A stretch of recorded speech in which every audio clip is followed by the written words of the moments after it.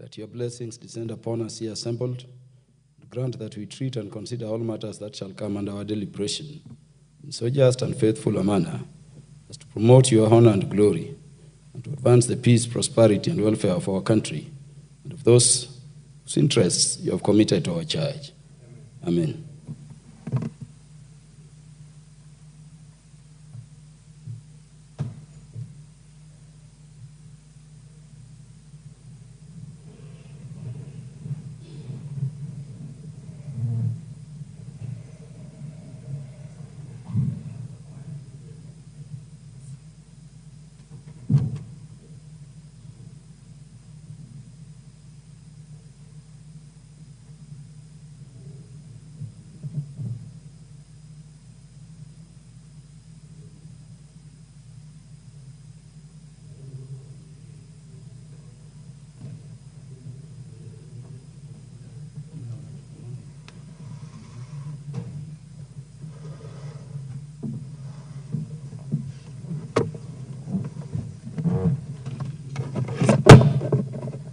We clearly do not have quorum to start the House. May the order bell be rung for 10 minutes.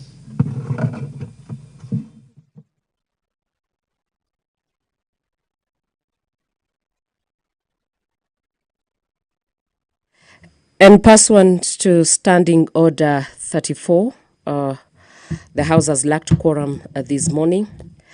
And the Speaker of the day is in the Speaker's panel, Honorable Peter Kaluma, who is a Mutembei MP, has asked for the bell to be rung for 10 minutes to allow members of Parliament to walk into today's session, the morning sitting of 7th August. And still on the motions the members of Parliament are expected to debate this morning is the motion number 19 of 2023 brought by Honorable Mutembei, the Likoni Member of Parliament, on the policy for the provincial of mental health services in all the healthcare facilities in our country. Article 43, 1A of the Constitution provides that every person has the right to the highest standard of health, including the right to healthcare services. And mental health is a key determinant of overall health and socio-economic development, while recognizing that the Constitution assigns to the national government the responsibility of matters of health policy. It's a concern that, according to World Health Organization, mental disorders are common, and about 10% of the global population suffer from at least one mental health disorder at any given time. The units that are capable or responsible for these services are only available in very few facilities in the country, and patients requiring psychiatric services have limited or no access at all to these facilities. And access to healthcare facilities would lead to improved quality of life for all. And now the House urges the national government through the Ministry of Health to collaborate with the county governments to develop a policy integrating mental health services in all the healthcare facilities in the country. These are the 47 county governments in collaborations with the national governments. And this is a resumption of the debate that was adjourned on Wednesday, on July 31st, on the morning sitting. It has a balance of 2 hours and 40 minutes. This is the motion on the policy for the provincial of mental health services in all the healthcare facilities, brought by the Honorable Mutembei, the Member of Parliament for Likoni constituency in Mombasa County. We also have a motion on the policy and funding for sugarcane farming in our country. This is motion number 24 of 2023, brought by the Honorable Peter Nabulindo. Commercial sugarcane production in Kenya was introduced in the early years of independence with an aim of eliminating dependence on sugar importation and contributing to economic transformation in the sugar belt and country at large through the agriculture, and while acknowledging that that the sugar industry has significantly contributed to the country's national gross domestic product and became one of the largest employers, which has supported the livelihoods of many Kenyans, both directly and indirectly. It's a concern that over the last 25 years, sugarcane farming, particularly in regions like those of Western Kenya, has been declining significantly. Therefore, dipping sugar production from 600,000 metric tons per year in the 1990s to less than 300,000 metric tons in the recent years.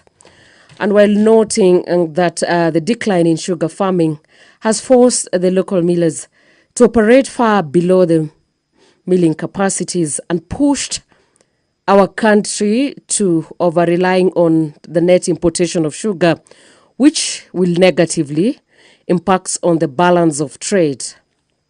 And the decline in sugar production is attributed to the factors such as mismanagement of the sugar factories, the interference, and the unfair competition from the cheap imported sugar.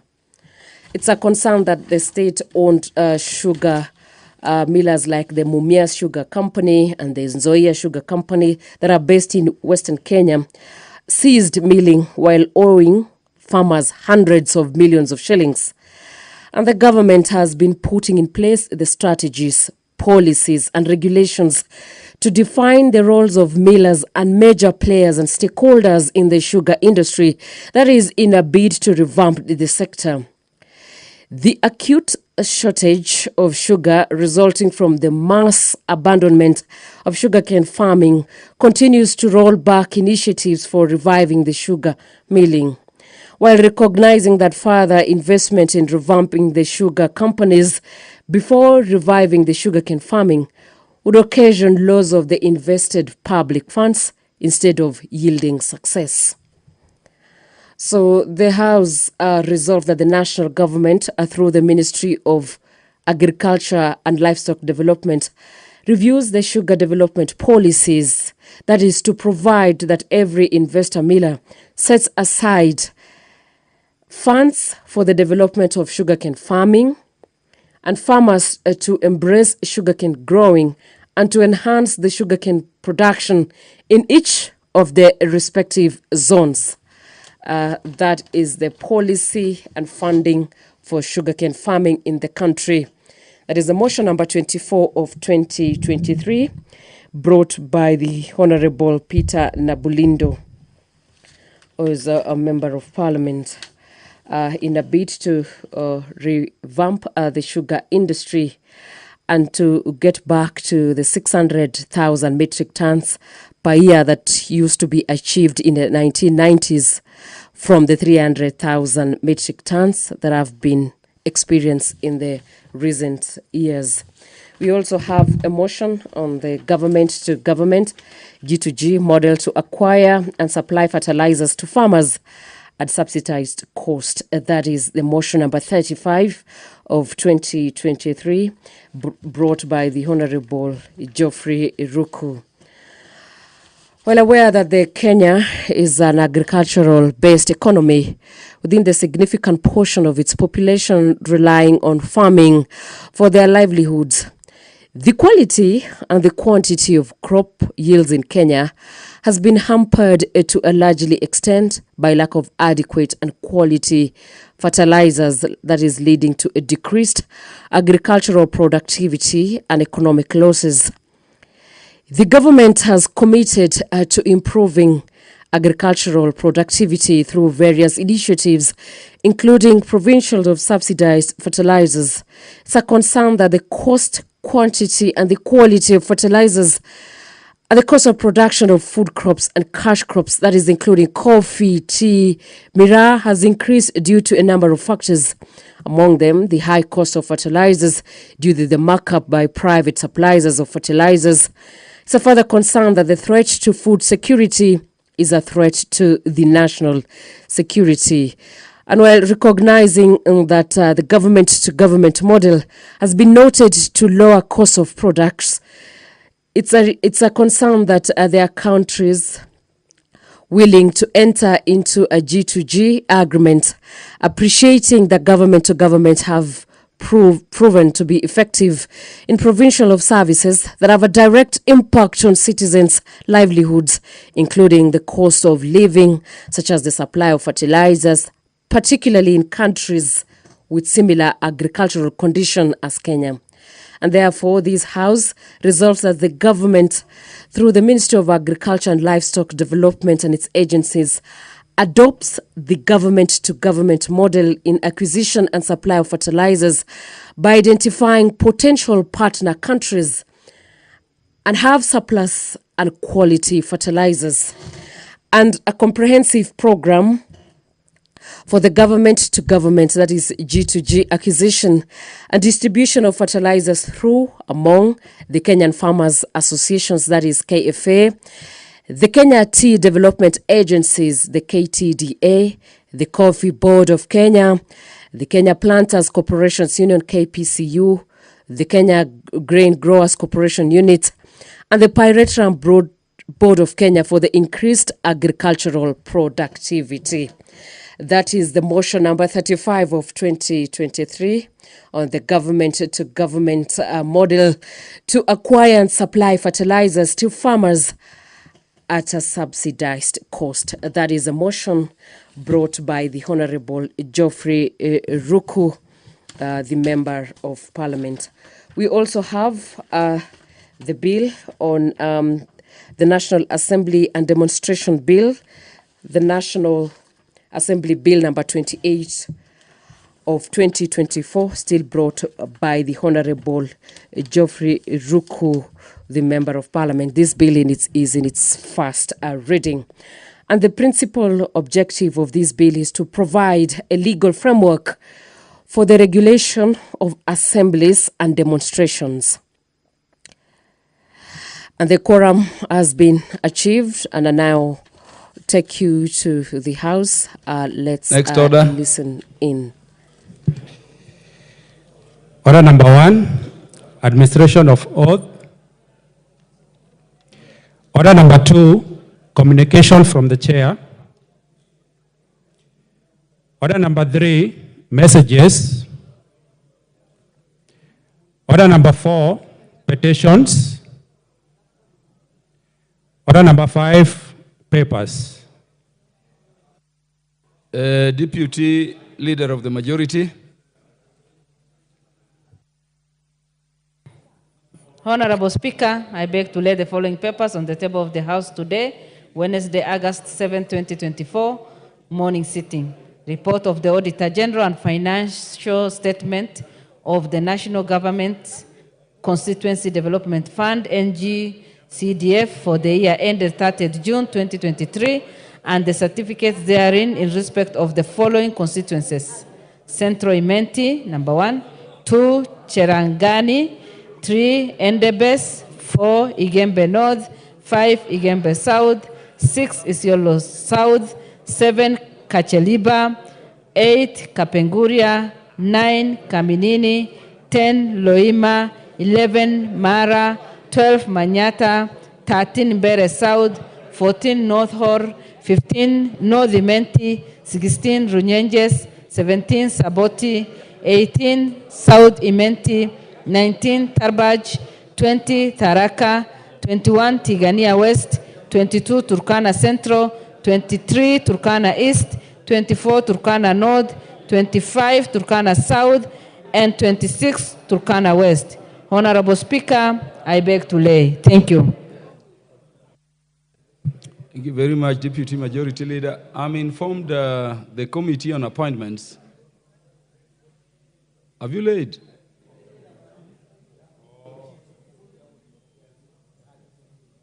Yes, I'm informed, honorable members, that the Committee on Appointments intends to lay their report on the vetting of the nominees for cabinet secretaries they will be permitted to do so in the course of business this morning. I note they are not yet with us, so prepare. Next order. Order number 6, notices of motion. Order number 7, questions and statements.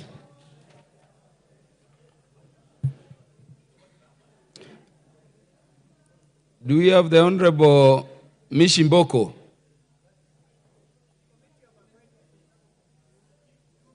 The Honorable Mishimboko is engaged in the Committee on Appointments. Her statement is deferred to a future date.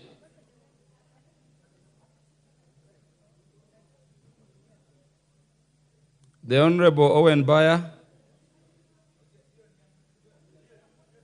The Honorable Owen Baya. The Honorable Owen Baya is also in the Committee on Appointments, vetting cabinet secretaries. His statement request is deferred. The Honorable Martin Owino. Now, the Honorable Martin Owino had also requested that his statement be deferred to the future. And the statement is accordingly deferred. Next order. Order number 8, motion, report of the Committee of the Whole House on the Pensions Amendment Bill, National Assembly Bill number 44 of 2022. Question to be put and third reading. I put.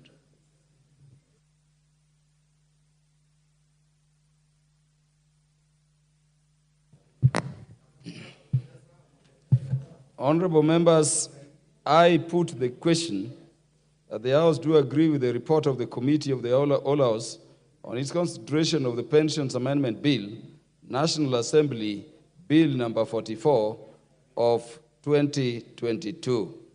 Will as many as are of that opinion say aye? Will as many as are of a contrary opinion say nay? The ayes have it.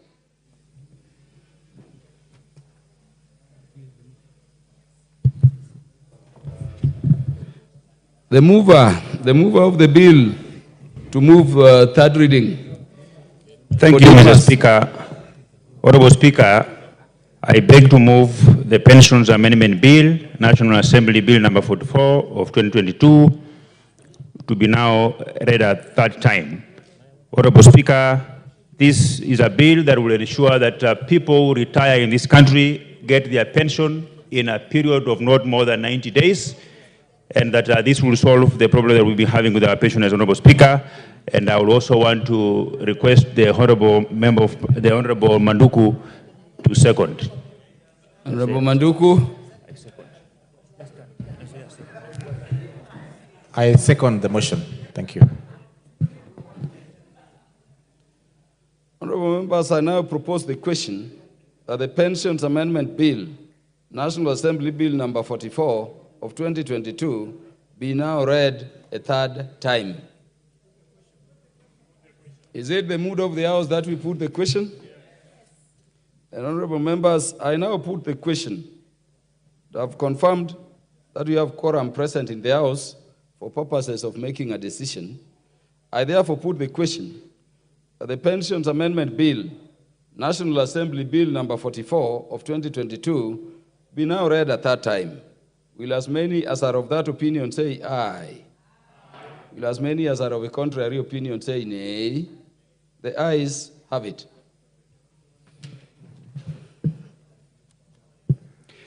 A bill for an act of parliament to amend the Pensions Act and for connected purposes.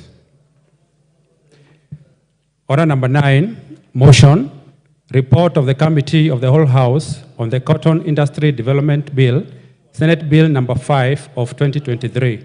Question to be put.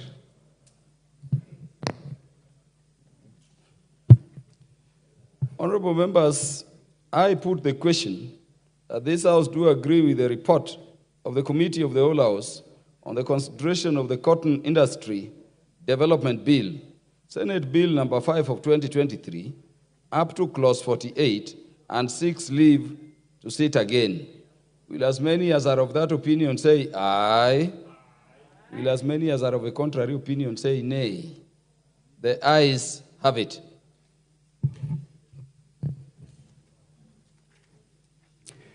Order number 10, the Assembly and Demonstration Bill, National Assembly Bill number 28 of 2024, first reading. A bill for an act of parliament to give effect to Article 37 of the Constitution to provide for the regulation of the right of assembly and demonstration and for connected purposes. Next order. Order number 11, Committee of the Whole House. SB upstanding members.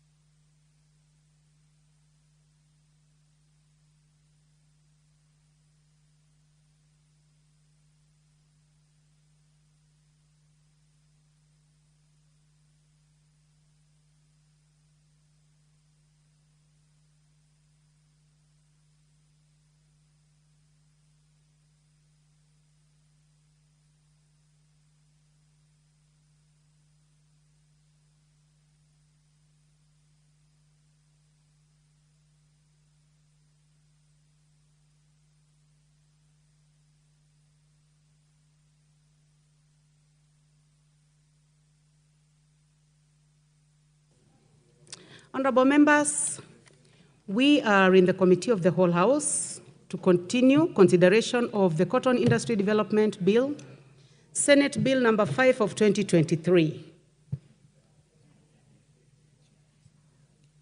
I would like to first confirm whether the chair is in the House. The co-sponsor, the Honorable Mary Emase.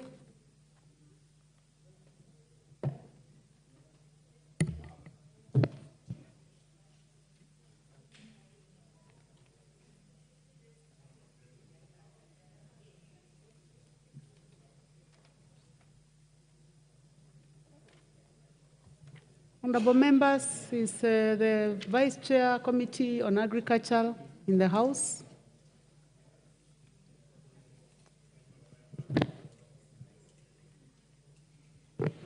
Any member of the Agriculture Committee?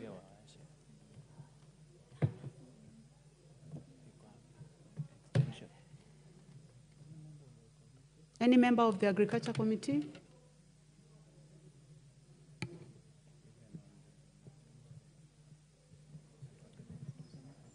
Honorable Ekomas Mutuse, because he also has interest in this bill.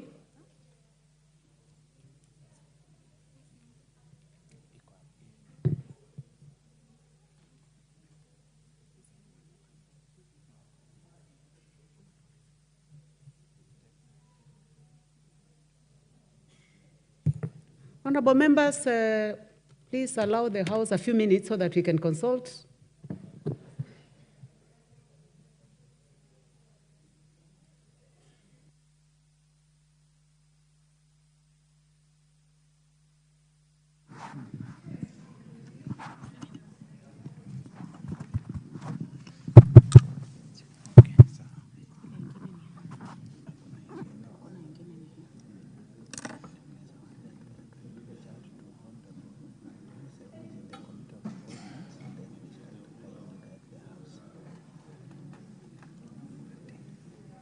Honorable members, we are trying to reach out to the Honorable Mary Emase, who is in the Committee on Appointments, and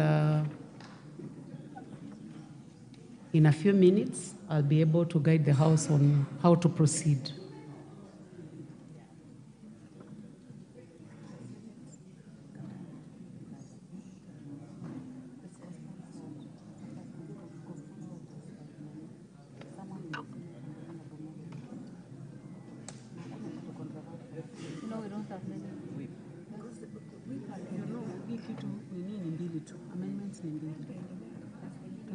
How do you proceed? Any member would have done it very well. This is a new clause.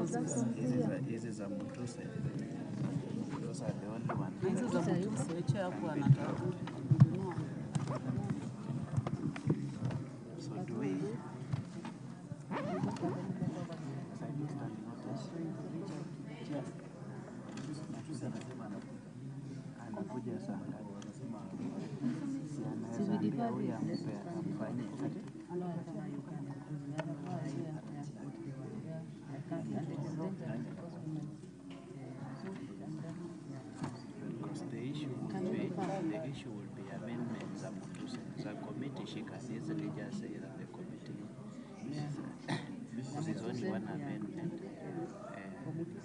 Now.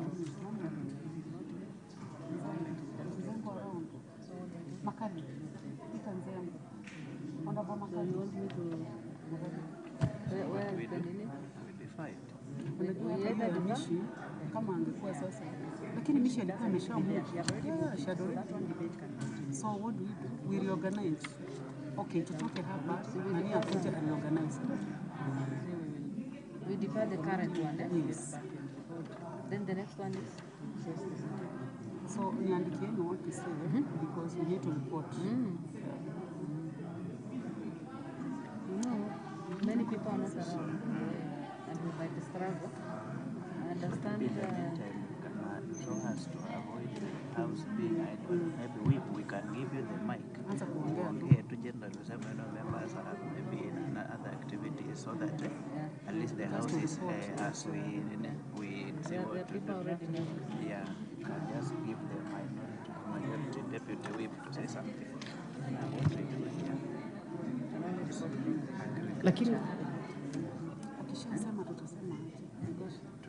Okay, majority.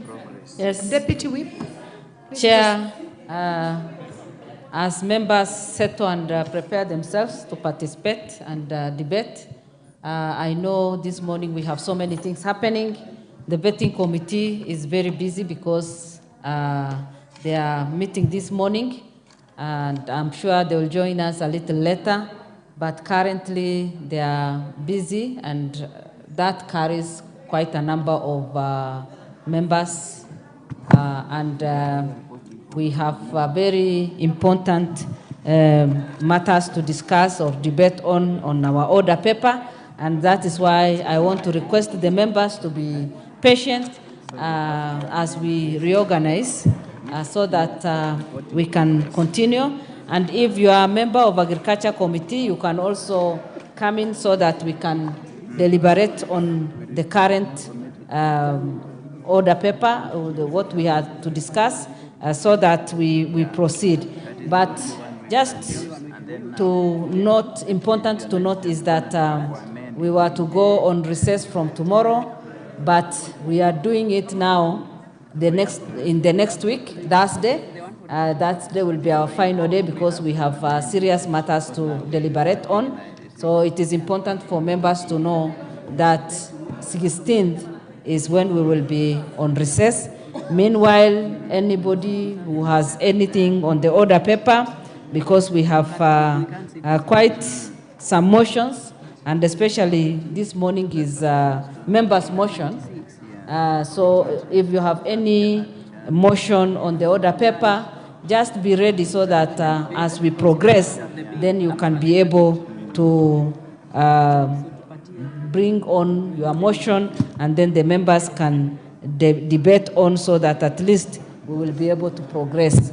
And I also want to encourage members, because this is a very busy morning, please make sure that you remain in the chambers so that we can have the numbers that we require for us to transact business. Thank you, Honorable Chair.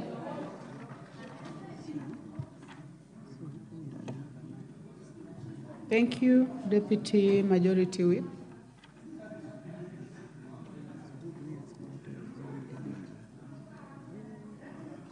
You have to write and ask if there's any other member of the committee who has come.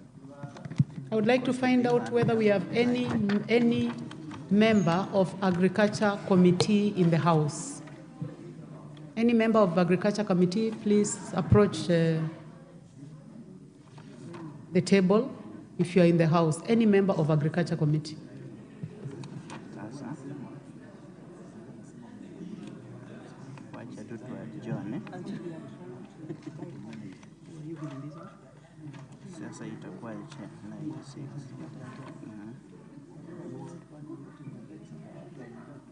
Let me ask minority. Let me ask deputy minority. Can any member even speak?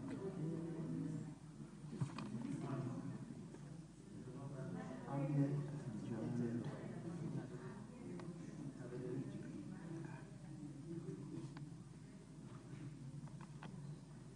Cotton industry. Hakuna any member who can keep us busy. Hakuna a member who can move the mic from the table. Ndio tunataka kuadjourn. You can give the deputy majority leader so that she can request us to adjourn this debate and ask you to report progress to the House.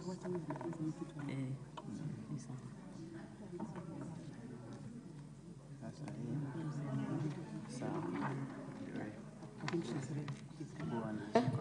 Yes, Deputy Majority. Yes, Honorable Chair, because Honorable Mary Emase is a member of vetting committee, and we also seem not to have any member of agriculture committee here.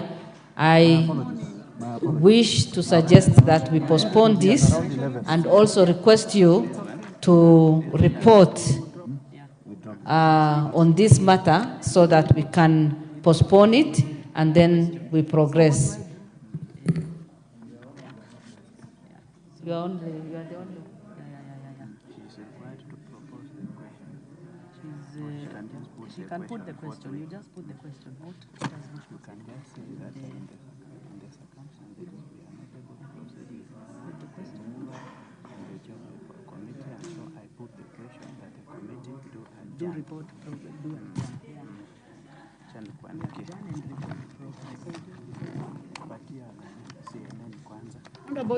Honorable Charles Nguna. Chair, based on what has been explained and based on the standing orders, Madam Chair, I wish to suggest that we can defer this business, we move to the next order, based on the mood of the House, Madam Chair. Thank you. Honorable Makalimulu. Yeah, thank you very much, Honorable Chair. Honorable Chair, I want to support what the Deputy Majority Whip has said.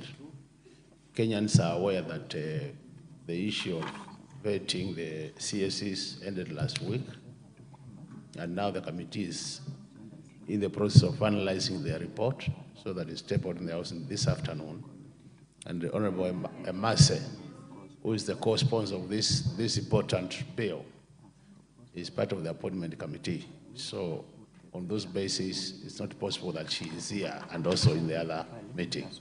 So on those bases, Honorable Chair, I would recommend that this matter is pushed to another day so that we allow the next bills to be debated. I submit, Honorable Chair. Thank you very much, Honorable Makalimulu. Honorable Beatrice Elachi. Thank you, Chair. While I agree, Chair, this is a very important bill. And it's a bill that needs to unlock many regions in terms of cotton. You remember last time, this is a bill that we ended up at, I think, clause 49 is where we are supposed to start. And I can see in the House, we have Honorable Mutuse, who has amendments in the same bill. And I believe, since he has interest, he can proceed with the bill so that we finalize, Madam Chair. Because even the next motion that comes in, Madam Chair, we will push because it is for a member who is also in the appointments committee. We shall have the same. We'll start arguing. And I think Kenyans are just watching and wondering. So if people are in the appointments committee, the House doesn't proceed with other businesses. So I plead, but it is to the chair to decide. We had consulted the Honorable Mutuse and we have agreed, but I would like to hear the voice of the Honorable Kagongo. Didn't you want to say something? Yes. Thank you, Honorable Chair. Honorable Chair, just wanted to support the Deputy Majority Whip, the Honorable Naomi, and also what the Honorable Makali Molo and my other colleagues have said, that because the owner of the bill is not around, Madam Chair, and you know, the Honorable Emase understands her bill very well. She's in a very good position to prosecute it very well. Now that she's not in and she's still going on with the vetting committee, Honorable Chair, so I'm seeking that you defer, and if there is another business, this house, we can proceed to the next business until when the Honorable Emase is around, that we can prosecute this bill. Thank you, Madam Chair. I would like to give a chance to the Honorable Mutuse. Thank you, Madam Chair. First and foremost, I wish to apologize to the House because I arrived a little late when my matter had already been called. But I also agree with the wisdom of the House that in the absence of the sponsor of the bill, and it is a warranted absence because she's in another business of the House, it is not in order that the matter proceeds. Madam Chair, this is also a bill that the chair of the Agriculture Committee is critical in terms of what we are supposed to do. And as such, while I have an amendment that we have proposed to the bill, and the amendment we have been discussing with the chair and the sponsor of the bill, it will not be prudent for me to move the amendments without the chair and without the sponsor of the bill. And therefore, I support that we defer the matter to another date because deferral is a normal procedure of this House. I thank you, Madam Chair. Thank you very much, honorable members. I have heard what the Honorable Charles Ngosi Anguna has said, the Honorable Beatrice Elachi, the Honorable Makalimulu, the Honorable Mutuse, who has a lot of interest in this bill, and honorable members, the Deputy Majority Leader, the Deputy Majority Whip, also made very strong comments, also indicating where these members who are not in the House are, and they are engaged in very serious business of this House. Therefore, honorable members, I put the question that the committee do adjourn to report progress pursuant to Standing Order 96. Will as many as of that opinion say aye? Will as many as of a contrary opinion say nay? The ayes have it. Honorable members, Mr. Speaker.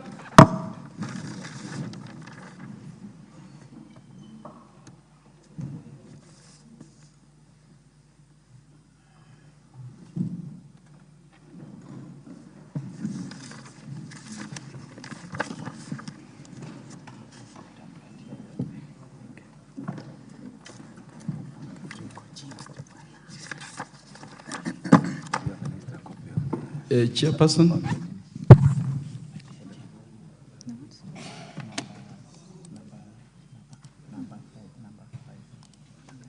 Thank you very much, Honorable Speaker. Honorable Speaker, I beg to report that pursuant to Standing Order number 96, the Committee of the Whole House adjourned its consideration of Cotton Industry Development Bill, Senate Bill number 5 of 2023, and seeks leave to sit again. Thank you, Honorable Speaker.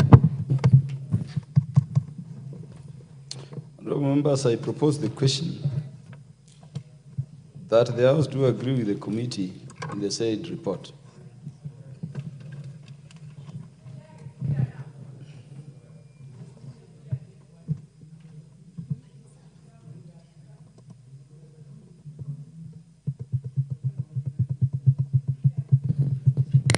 Honorable members, I can observe the House from where I'm sitting.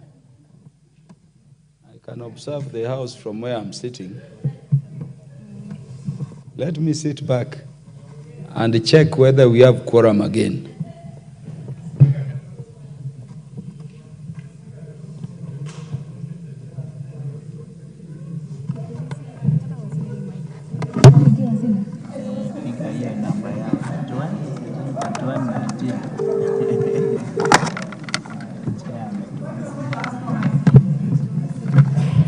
So I see Honorable Mutunga is now here. But Honorable Mutunga, this is a house of rules. It's a house of precedents. You can be sure we don't have reverse gear. So I will call the next order to be called for good reasons.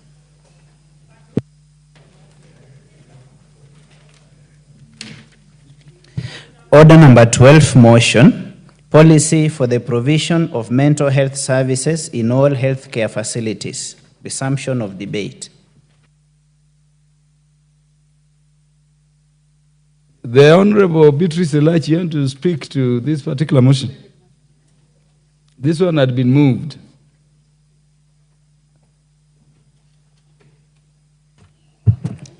Thank you, Mr. Speaker. Mr. Speaker, while I speak on this motion, I just want to say this, which is important to go on record. That it is important for us to appreciate some of the things we are doing. And I'm hoping it's not on the chair, but also the whole committee. It is good if something is on the order paper, the committee to just, not the chair alone, because he's not responsible, but for the rest. Having said that, Mr. Speaker, allow me to support this motion on policy for the provision of mental healthcare services in all healthcare facilities in the country. Mr. Speaker, while I appreciate the Honorable Mishi for bringing this very important motion to this House, and looking at how our young people right now are really struggling, and not just young people, Mr. Speaker. I think every person today in their families, they have someone who is going through some mental health challenges, and not just for anything else but stress. We've developed stress, and I know when you look at how life is today, many families will tell you why the young people are on the streets is because of stress, and in that stress, it pulls into that mental health challenge.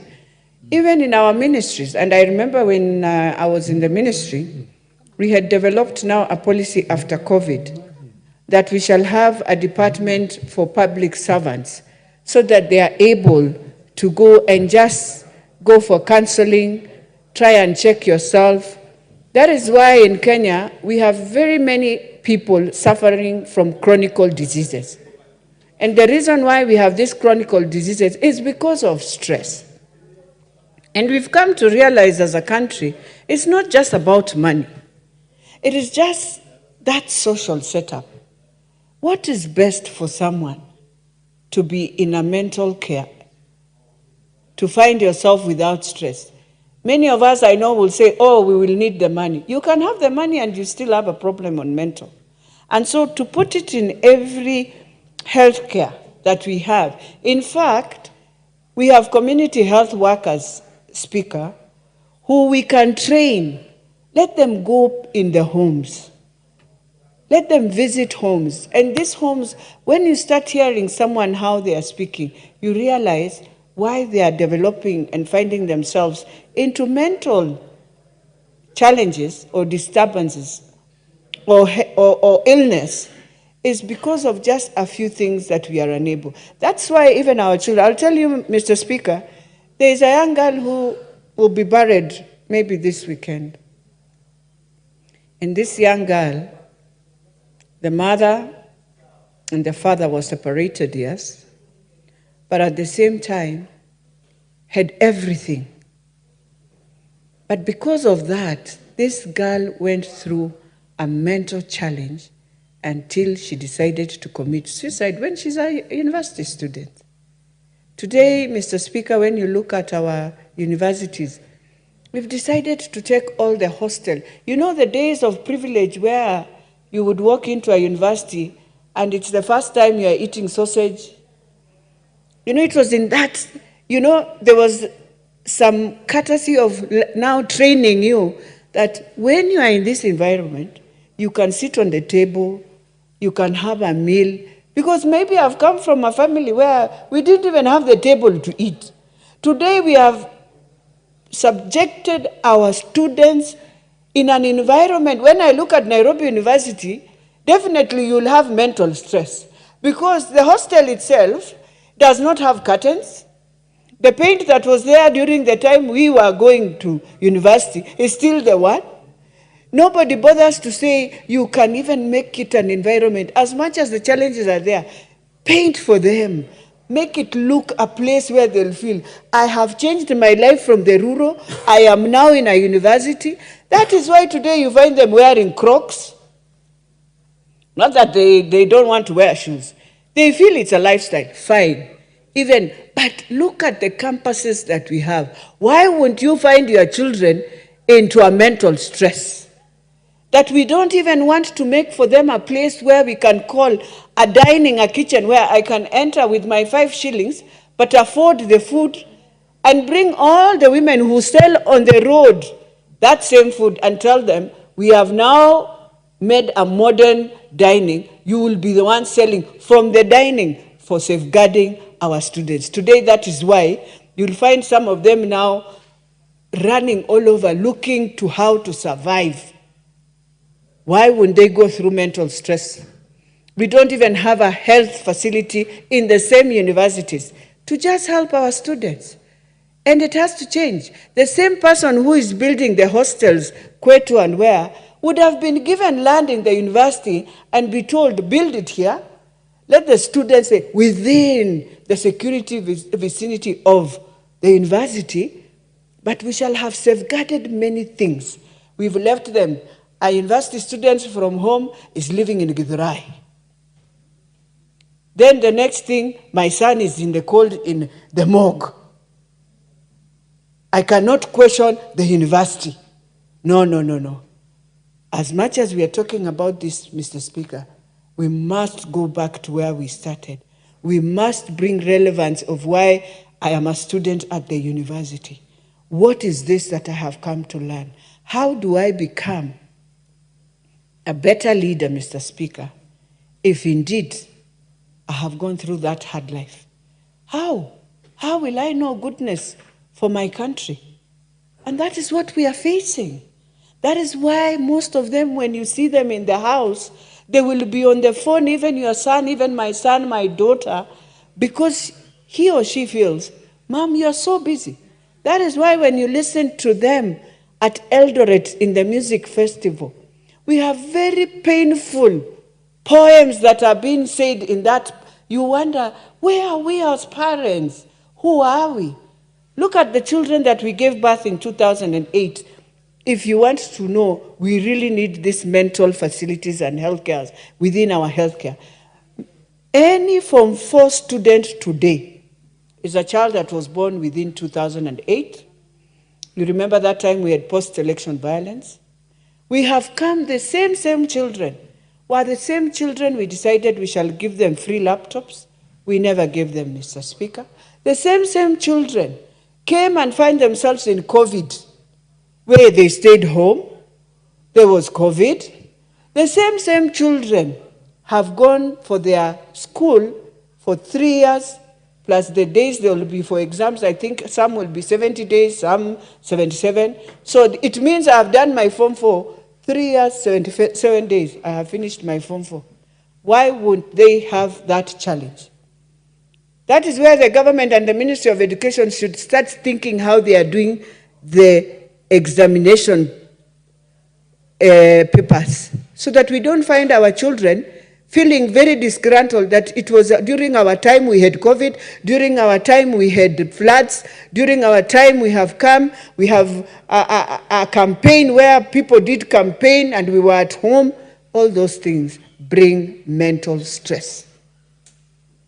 And for us to change that, as I finalize, Mr. Speaker, is that we must support Honorable Mishi and to urge the national government through the Ministry of Health to collaborate with the counties and develop a policy to integrate mental health services in all. I would say the Ministry of Education should pick this and do it better for our children. With those few remarks. Honorable Beatrice Elachi, I thought this House had ceased to urge government. We had resolved that this House should be resolving or deciding. Why are we urging government? I think, Speaker, you will forgive the House and we will request in a very polite way the technical team when they are processing to ensure the word resolve and indeed, we must resolve as a House that the Ministry of Health will collaborate with the counties to ensure we develop the policy. With those few remarks, I beg to support. The honorable members, for those who do not have this motion, I would request you look at it. It's one of the most important the House could be debating at this point in time. It's one motion that should engage the House very, very deeply and very actively. Honorable Mutunga.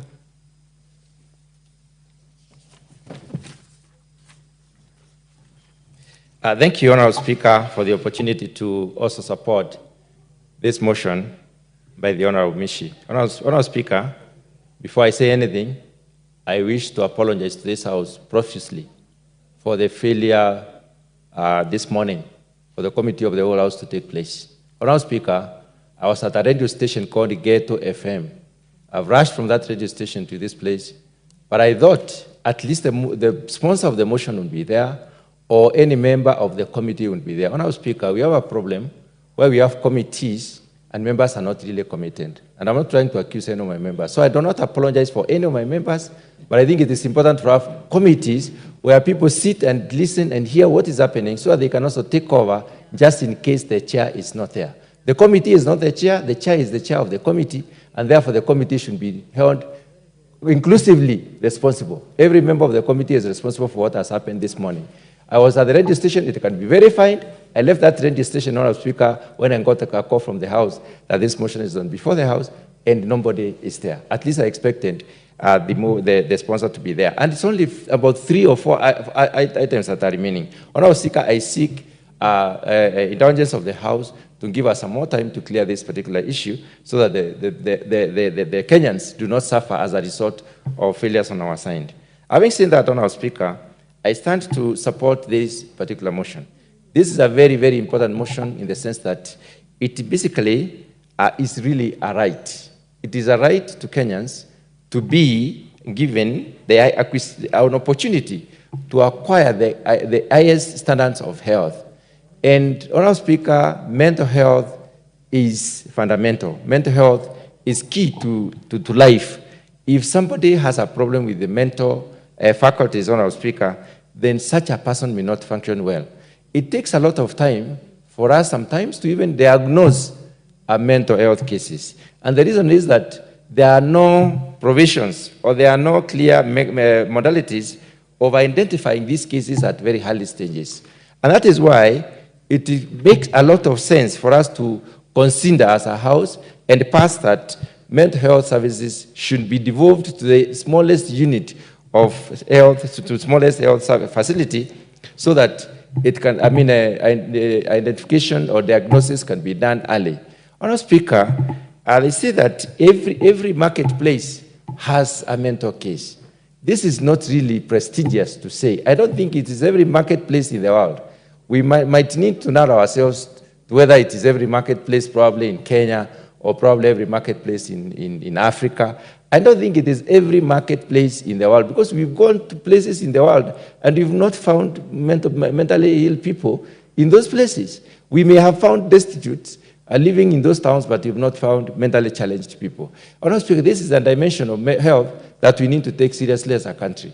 We need to take it seriously because when somebody is mentally ill, such a person is not able to take care of themselves. Such a person is not able to take decisions that will help them to live like normal human beings. Such a person do not have the ability to manage their own affairs. And in view of being unable to manage one's own affairs, it makes one subhuman. And, Honorable Speaker, it is odd and wrong for us to watch as our brothers and sisters and those our kin, are to be living like subhuman beings because we've not taken care of the precautionary measures. Here we are saying that it is important for a country like Kenya to consider investing in having diagnostic facilities, in having some level of treatment at the very local levels of health facilities. Honorable Speaker, it is in record that not all mental cases can go to the extreme.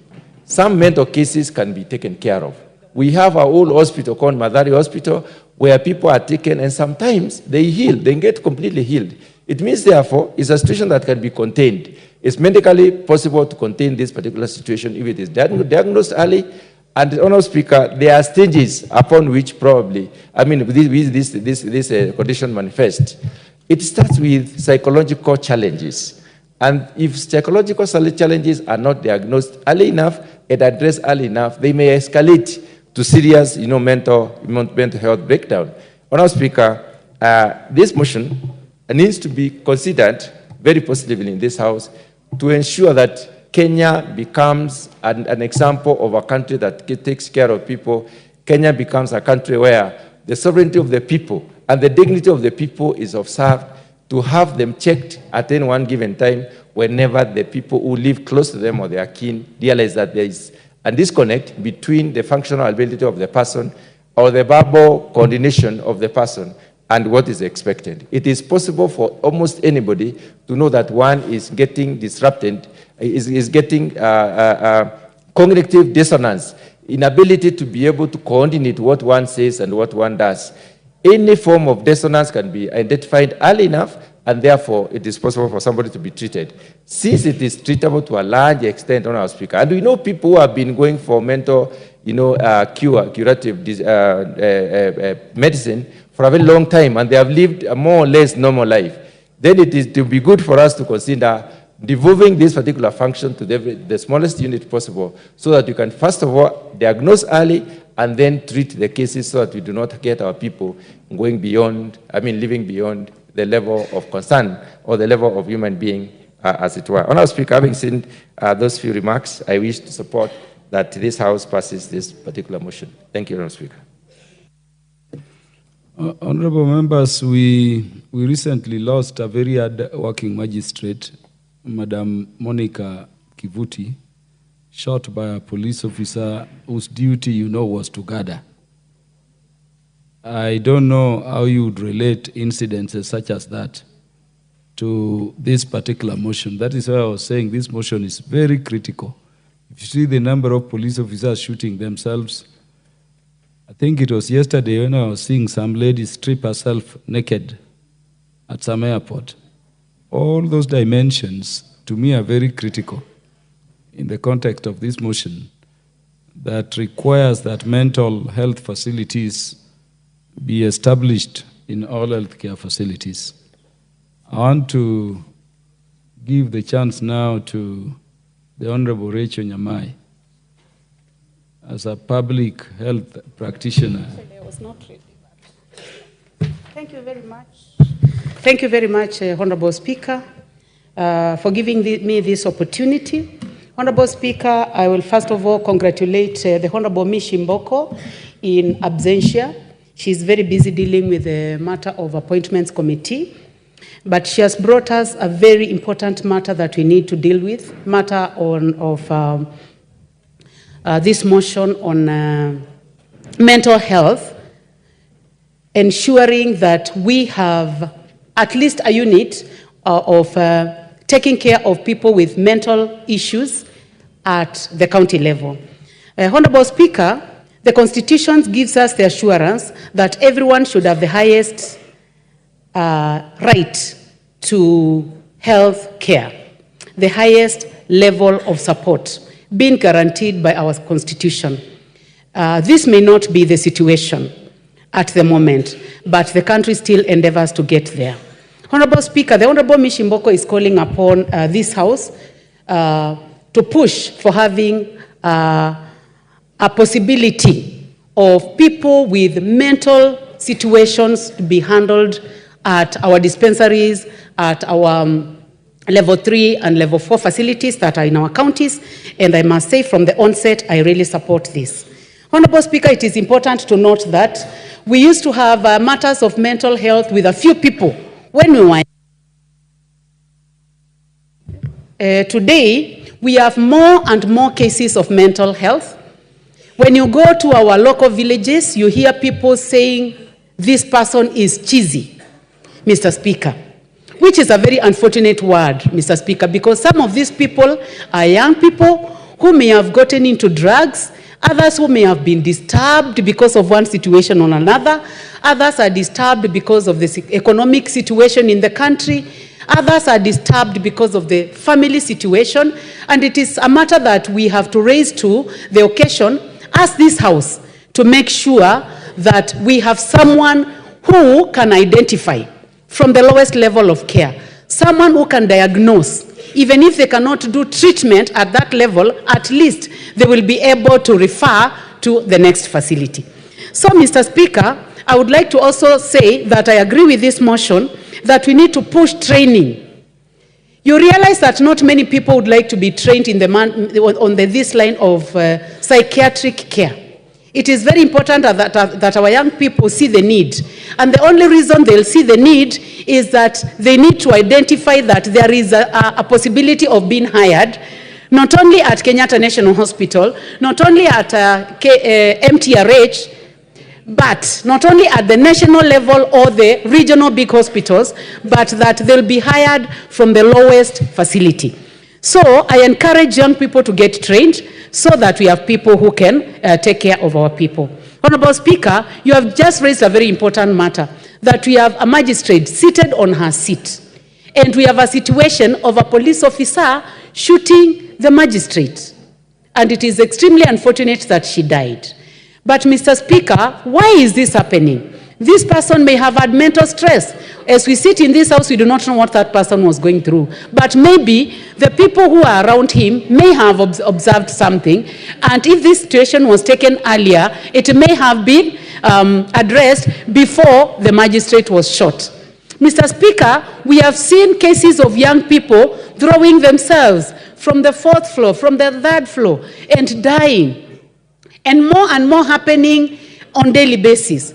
And Mr. Speaker, it is time that the Ministry of Health got serious with this and given us the statistics of people who have committed suicide within the age or below 35. Because maybe we are dealing with a more serious crisis than we know in this House. So, Mr. Speaker, it is important that we take up this matter, that we have people from the lowest facility where we can have people diagnosed. Mr. Speaker, it is not only among young people. Honorable Speaker, I'm taking care of my mother who is over 75 years, and I'm dealing with dementia.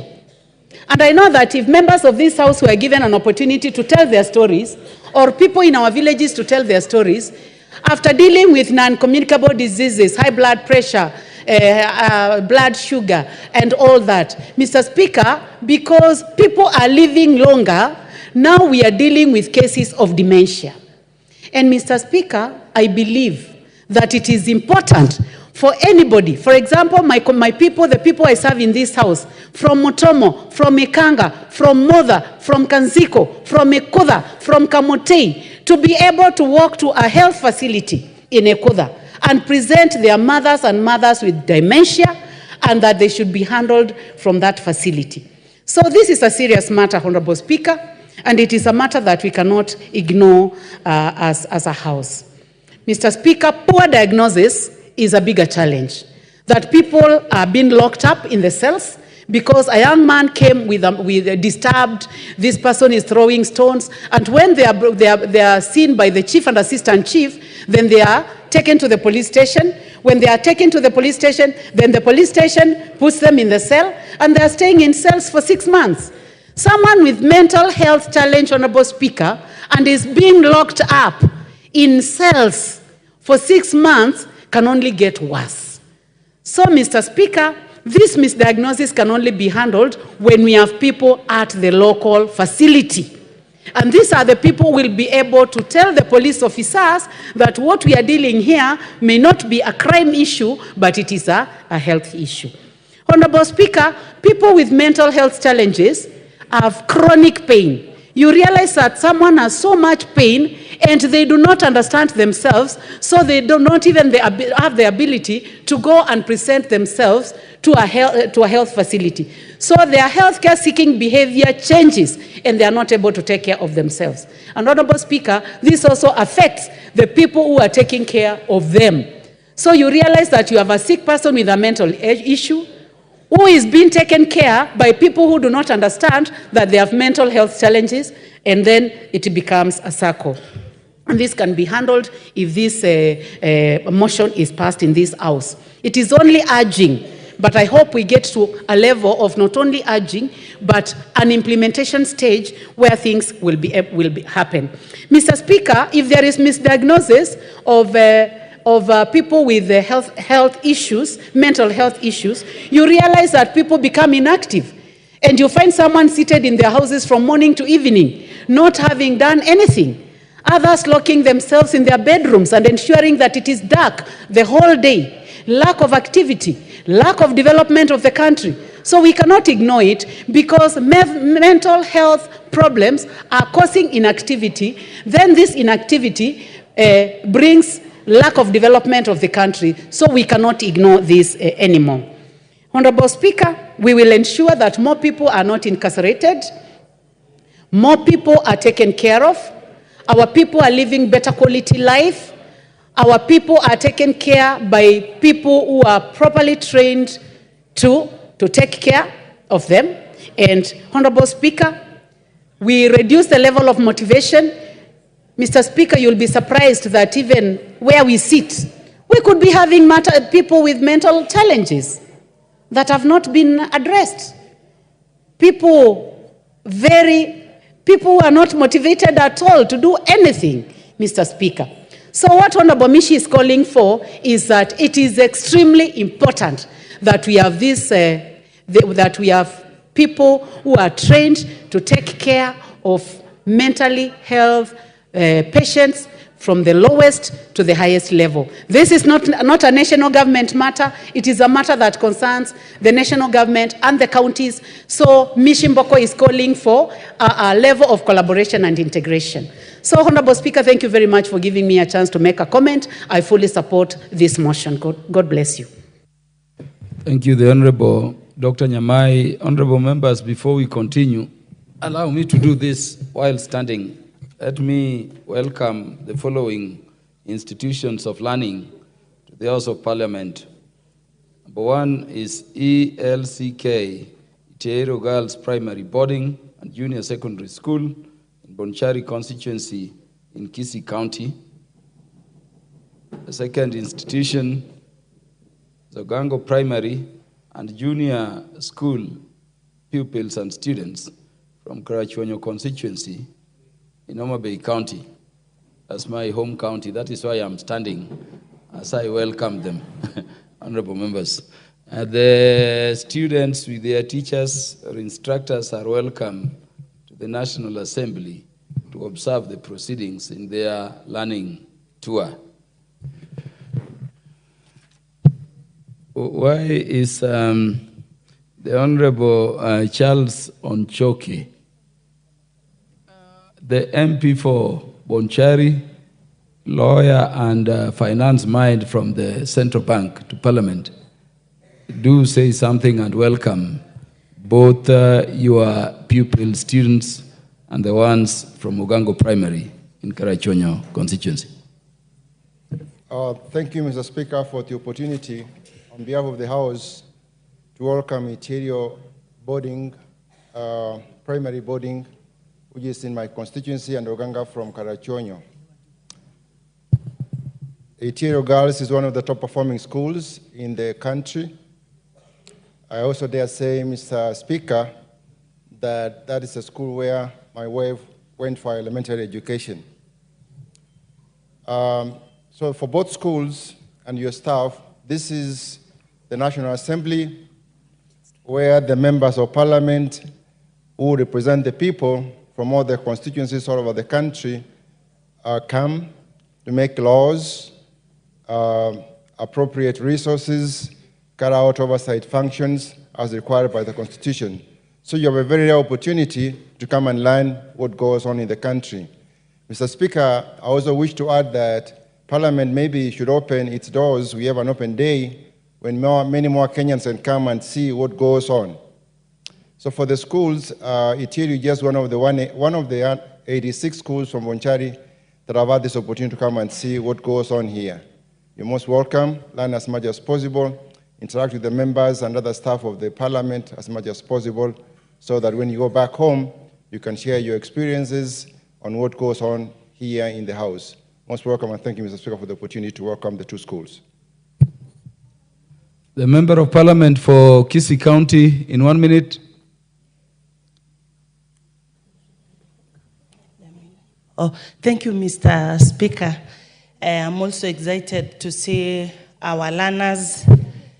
And when I joined school and I knew how to read and write, there are professors who came to our school and told us, Mr. Speaker, the beautiful thing about learning is that when you learn and you grasp everything, no one can take it from you.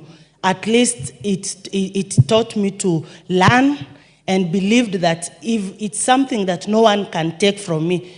My county, Kisii and Nyamira, there is this thing of FGM. It can be done on you by force, by fire. Someone can take something from you. You know what I'm talking about. But with education, no one can take it from you. It is yours and yours forever. So grab it, stay with it, and own it. Welcome to Bunge, and you are our leaders tomorrow. Thank you, Mr. Speaker.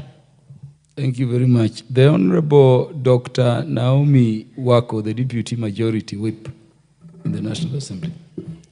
Thank you, Honorable Speaker, for allowing me to add my voice to this very important motion that is being debated, as I also congratulate Honorable Mishi Boko for coming up with this motion that is touching on the lives of many families in our country today. And I congratulate her and pray that soon and very soon this will take or get the national attention, and that anybody who is suffering from mental health will get the necessary attention.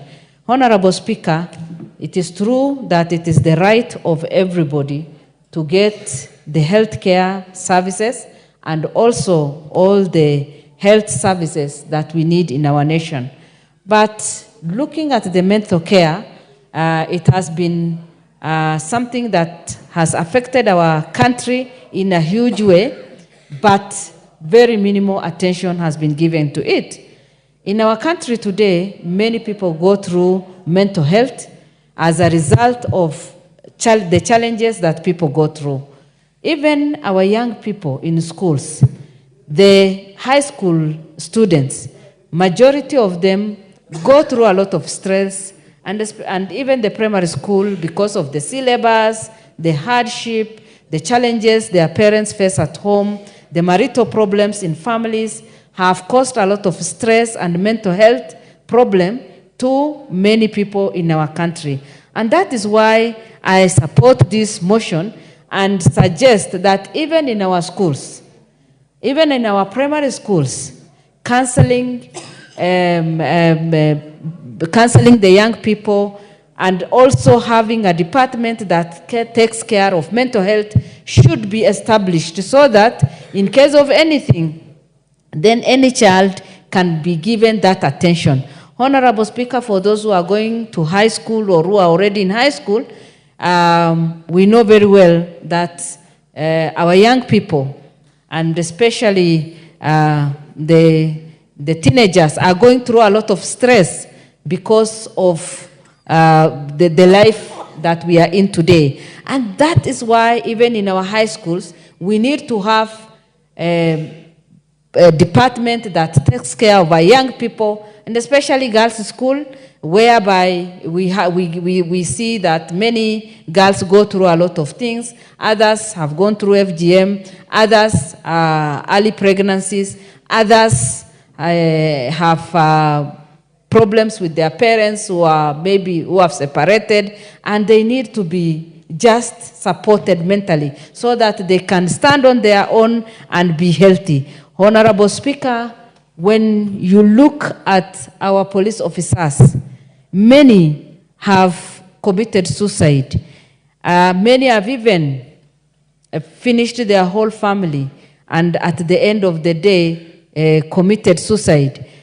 Just because of the stress that they are in, and maybe they are not able to meet their expectations, they are not able to feed their families, or they are not able to progress as they want to progress.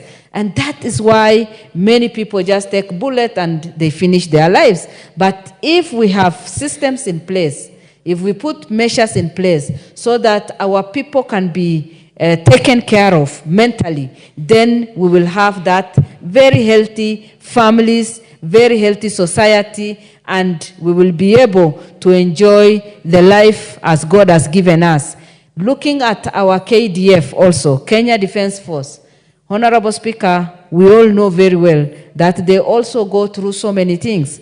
And we know that they have people who give them a bit of counseling. We know that they have people who help them in different ways. But having a department that really takes care of mental health, then it can be a good thing.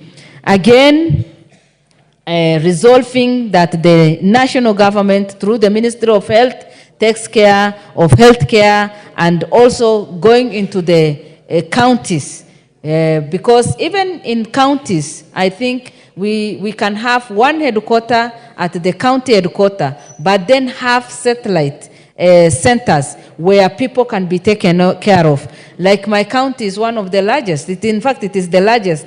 And you can travel for 300 kilometers before you get to the headquarters. So it is only good and practical if we have satellites, centers in every constituency and in every maybe dispensary, so that Kenyans will be taken care of, Kenyans can be guided, and people can be healthy mentally and also physically. Honorable Speaker, this is a good motion that we all need to support, and as a nation we need to give it necessary attention, and if there is any funds that is needed, we need to set it aside so that we can take care of our people, because a healthy nation will always be a good thing for any government. And even if we want to promote people or enhance our education system, even if we want to employ people, even if people get, good businesses, without good mental health, we cannot be able to progress and achieve all our goals. And that is why I urge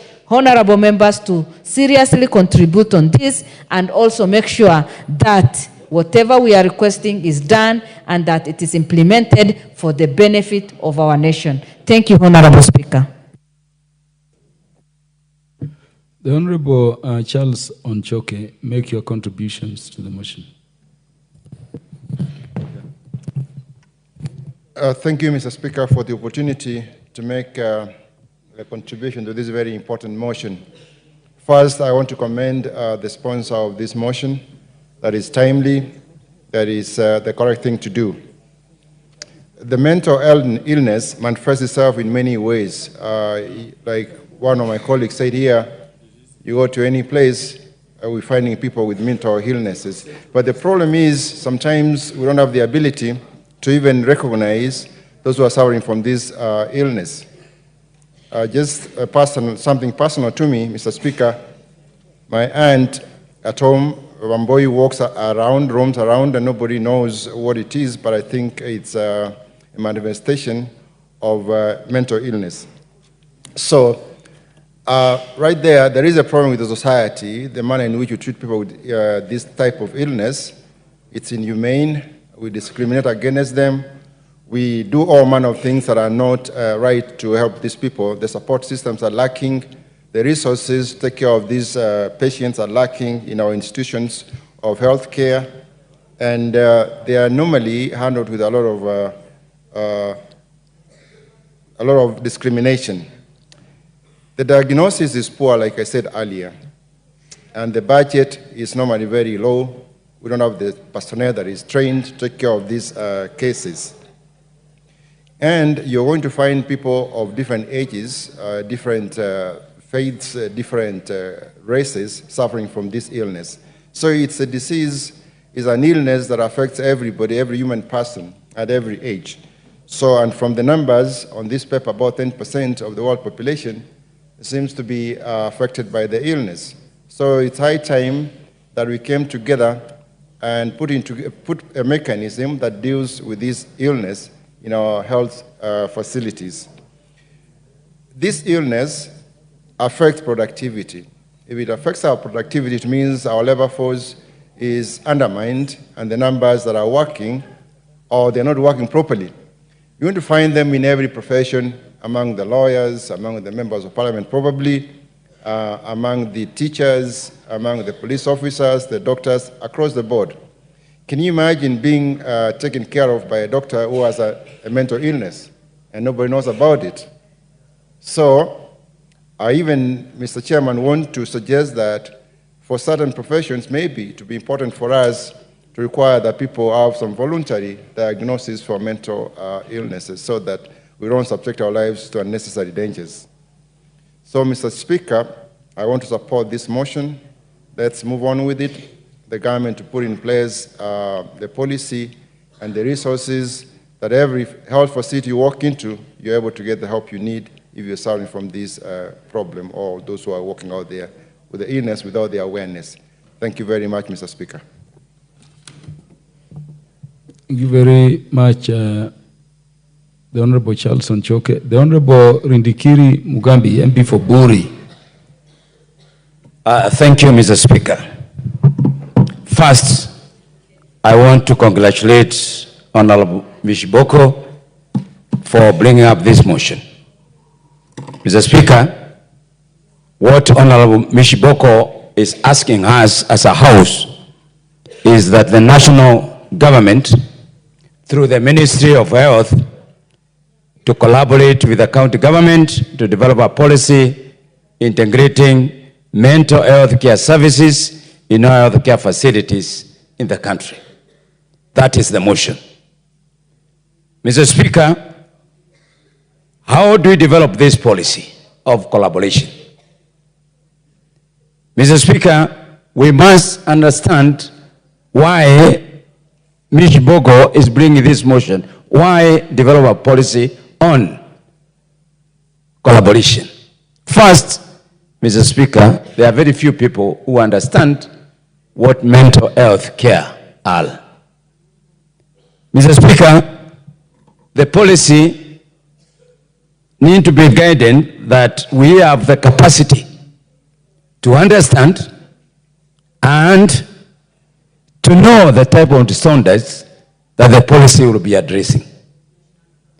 Mr. Speaker, there are many things that me as a person I don't know, because mental health manifests itself in the mood,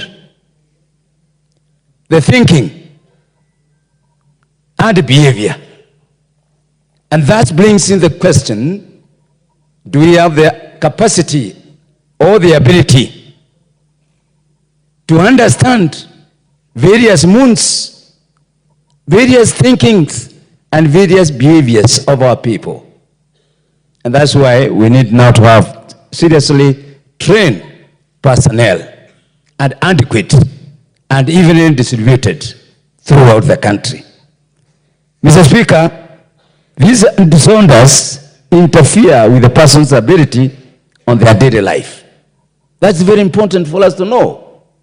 Mr. Speaker, the common mental illness includes depression.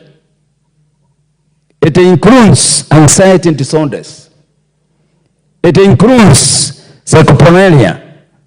It includes eating disorders and addictive behaviors. The question is, do we have the capacity as a nation to know and to diagnose these conditions. That's what the motion is all about. Because you cannot develop a policy without understanding why the problem. Mr. Speaker, there are so many causes of mental health, which includes but not limited to, Mr. Speaker, genetic. Mr. Speaker, it includes biological, environmental, and psychological factors.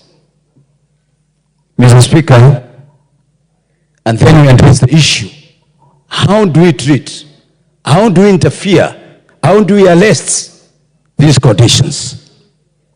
Mr. Speaker, they require medication, they require therapy, they require support, right from the family unit all the way to institutions. And that brings the issue. Do we have adequate facilities?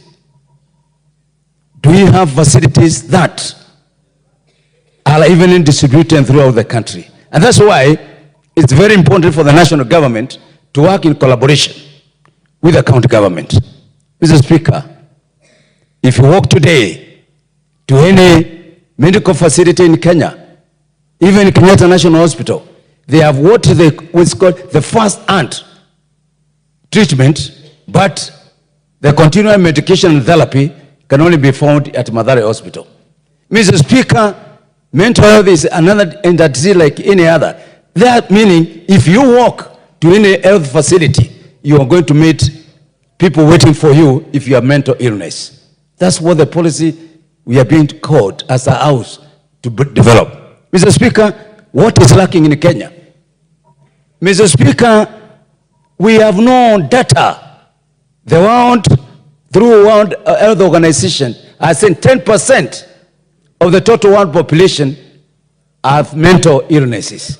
But we don't know the percentage of Kenya. Mr. Speaker, we have to do research and deliberate research. The national government working in collaboration with the county government.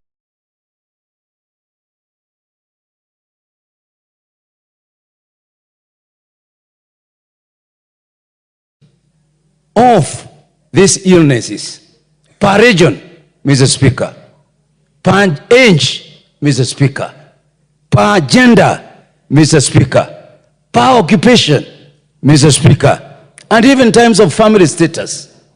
Because mental illness is not confined to the poor. But if we do research, we will be able how to react. So that now, if you get this training, if you get distribution of medicine, therapies, and all those other factors. Because, Mr. Speaker, there are symptoms that we know of. Mr. Speaker, when you see there is a high level of suicide, which is happening right now, people shooting other people carelessly, people roaming in town without doing anything much. There are so many divorces happening, Mr. Speaker. There is a lot of fighting in families, Mr. Speaker. These are all symptoms of a society. You may think that members of parliament are very sane people, but I can tell you for a fact, some of us are mad here. In the sense that madness is not being mad, but you see the way we speak, the way we react. Mr. Speaker, that's what I'm saying. The Honorable Elisha, what is out of order? Mr. Speaker, is it right for the Honorable Nidikiri to indicate and say that members of parliament are mad? Is it the right language to use in a honorable house? Mr. Speaker, I don't think I said that. Honorable Rindikiri Order, I've heard you to say that mental illness can reach anybody, and not even members of parliament are excluded. Unless I didn't hear you right. Could you explain yourself? It was very, I know I have as my senior on the other side, the lawyer, but I said could be. I said could be. Could be does not mean you are. Could be. For Indikiri, you want to be informed by the Honorable Julius Unkuli? Is my friend. Yeah, you can inform Honorable Indikiri. Mr. Speaker, the Honorable Member is quite in order because the statistics in Kenya is that out of 4 people, at least one has a mental illness. And here, Mr. Speaker, we are about 300 people. Thank you, Mr. Speaker. Thank you thank you very much, Mr. Speaker. Thank you, Senior, for that. I have no ill intentions whatsoever. And you know how I respect, I'm a senior. I respect everybody. I say it could be. But of course, we went to different schools, Mr. Speaker. I don't know, my friend, which school you went. I went to one of the famous schools, male school. I think you went to Nyanga Boys, sorry, for him to understand what that terminology. Mr. Speaker, on a light note. Honorable Elisha, you are contesting Ngunyi girls. No, I did. I said on a light note.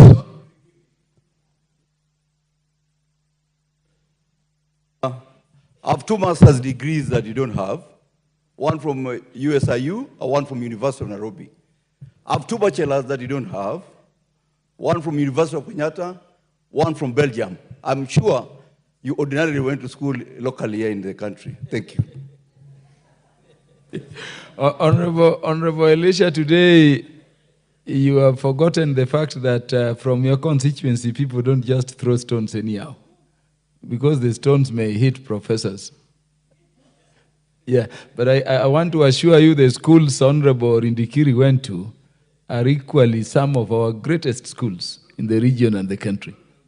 Yeah, Honorable Indikiri, proceed. Mr. Speaker, what I know is that there are those who buy degrees. There are those ones, Mr. Speaker, if you go to the lexicons of the University of Nairobi. Honorable Indikiri, would you go back to the motion, okay, please? Thank you, Mr. Speaker. So, Mr. Speaker, this motion is very critical because it calls upon us to put money, which we need to address in the policy. Mr. Speaker, we need to have facilities, and how those facilities, Mr. Speaker, will be managed. Mr. Speaker, we need to continuously interact with the international communities on various ways of sorting out this menace of mental health. Mr. Speaker, this country today, majority of our young people, and not only the young people because of the economic status or situation in the country, it is affecting our population.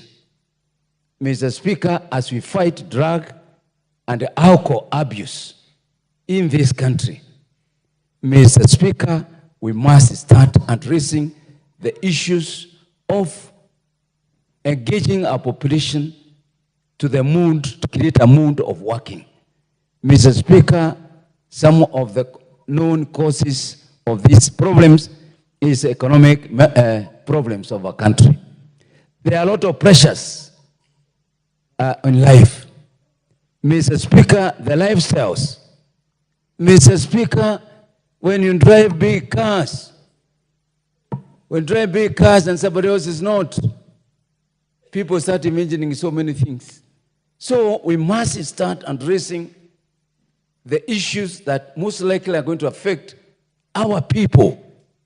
Equal distribution of resources, employment, Mr. Speaker, even creating a nation of entertainment. In the border constituency, Mr. Speaker, we have what we call Talanta Ella activities. We have Bore Talanta Studio, where young people today, they spend a lot of their time. They move from one place to the other one, singing and dancing, killing depression, bringing entertainment, causing laughter. Mr. Speaker, we need to be a country where people are happy. We need to be in a country where people are working. We need to be in a country where people are enjoying to be sitting together. Mr. Speaker, if we have that, then we shall reduce serious issues to do with depression. And therefore, Mr. Speaker, this policy is very important.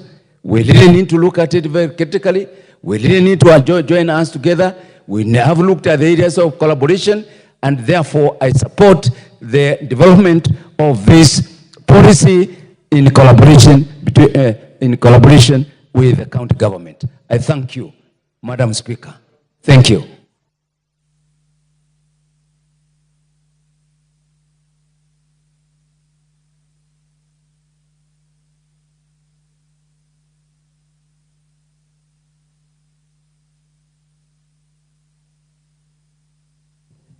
Madam Speaker.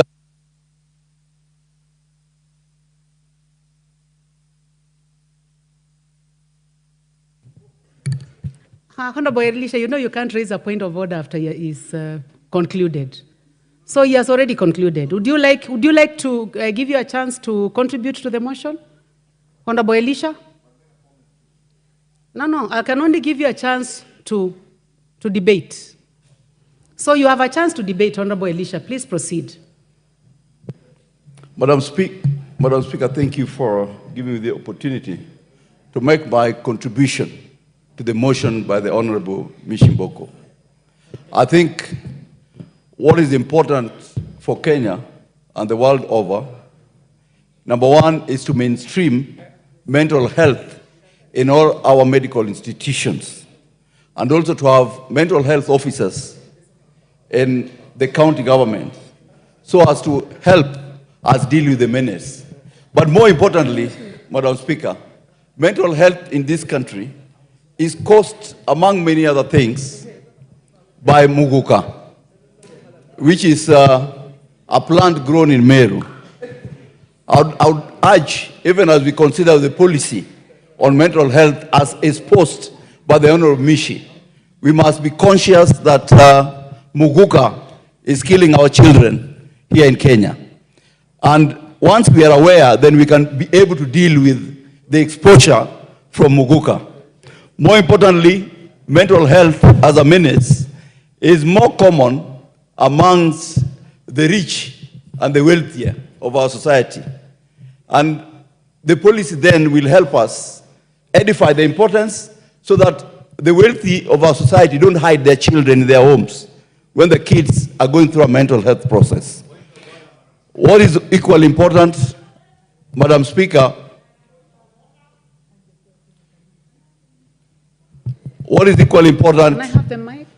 Is to benchmark. Thank you. Honorable Elisha, 1 minute. I have a point of order by the Honorable Rindikiri. What is out of order?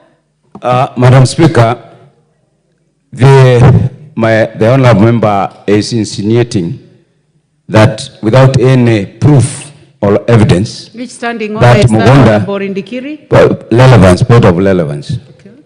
So I think the speaker, honorable speaker, honorable member should not bring in the issue of Merawa Megoka into the debate.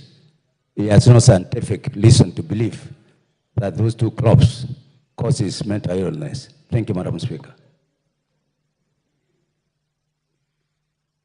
Actually, Honorable Rindikiri, if it's on relevance, the Honorable Elisha is still relevant. The point of order you are raising is on fact. Is that what you are saying? That the information he's giving is not factual? Well, I'll still say nothing is out of order. So let him proceed because he has a right to debate. This is a house of debate and he is free to debate. And if according to the Honorable Elisha, he believes that Mogoka is one of the problems, let him express himself. So you may proceed. Thank you, Madam Speaker, for coming to my defense. But what is important, Madam Speaker, I have two relatives today in Kiambu, mental health, because of Mogoka. So it's something I can talk with a lot of passion. But more importantly, let me make this point clear. Madam Speaker, in Europe, in America, most hospitals have mental health nurses. And it will be important for our country to be able to relook at the curriculum of MTCs that are training nurses so that we have a specific training that targets mental health nurses. Because nurses play a pivotal role in our medical institutions. So if we can have a curriculum, a more robust curriculum focusing on mental health nurses, then our country will be able to protect our children, will be able to protect members of our society that are exposed to mental health. Madam Speaker, I raise my case. Thank you. Very well, Honorable Elisha. The Honorable Esther Passaris, member for Nairobi County. Thank you, Madam Speaker, for giving me this opportunity to contribute. I want to commend Honorable Mishi Boko for coming up with this motion to discuss mental health and how we can put facilities in all our health centers to deal with mental health. Now, I know that there are many civil society that actually provide training like money counseling, and they normally come in when we have disasters to provide counseling, and they're training quite a number of people. Under NGAF, we found somebody from the Langata prisons who said that, I deal with so many prisoners, I'd like to be sponsored for a full scholarship to go and actually do counseling so I can be better equipped to help most of the prisoners I'm dealing with, and we are happy that we actually sponsored her. And I think the government should actually be looking at some of the facilities in prison and making sure that we train as many people who are dealing with prisoners, as many people who are in medical facilities, and also educational facilities. Now, I want to talk from a point of experience, being somebody who actually suffers from many, many mental conditions. I'm not ashamed to say that I actually, when I was young, undiagnosed, I actually came to realize when I was much older as a parent that I was dyslexic. I had no idea I was dyslexic. It was when my children were diagnosed as dyslexic, and then I started realizing that I actually had the same habits. I used to do the same thing. First of all, my handwriting is disastrous. I can't even read it, and I didn't realize that my handwriting, even though my teacher used to beat me so many times on my knuckles because she used to tell me how to put a capital letter at the beginning of a sentence, how to put a full stop, how to, put the punctuations. I used to miss the conjugations like it, as, because I would write, my mind would go so fast. Now, dyslexia is a gift. Richard Branson came out openly and said, I'm dyslexic, and this is why I'm able to do what I'm doing. So besides being dyslexic, in fact, I think one of the things that you really suffer from when you're dyslexic is maths. Because if somebody tells you to write 1986, you will write 1968, because you take the last number first. So a lot of parents are not aware, and sometimes you will punish your child, but it's not the child who's making that mistake. So we need our teachers to actually understand that these are mental conditions where the child cannot help it. The child is not stupid. The child is not being disobedient. The child is just not able to comprehend, and this is dyslexia. Then there is something else called ADHD. I mean, my father used to think I was so naughty. I could not listen. I could not sit still. He tells me, sit down. I was fidgeting. I was standing up. I was running around. Go to the corner. I couldn't even stay at the corner.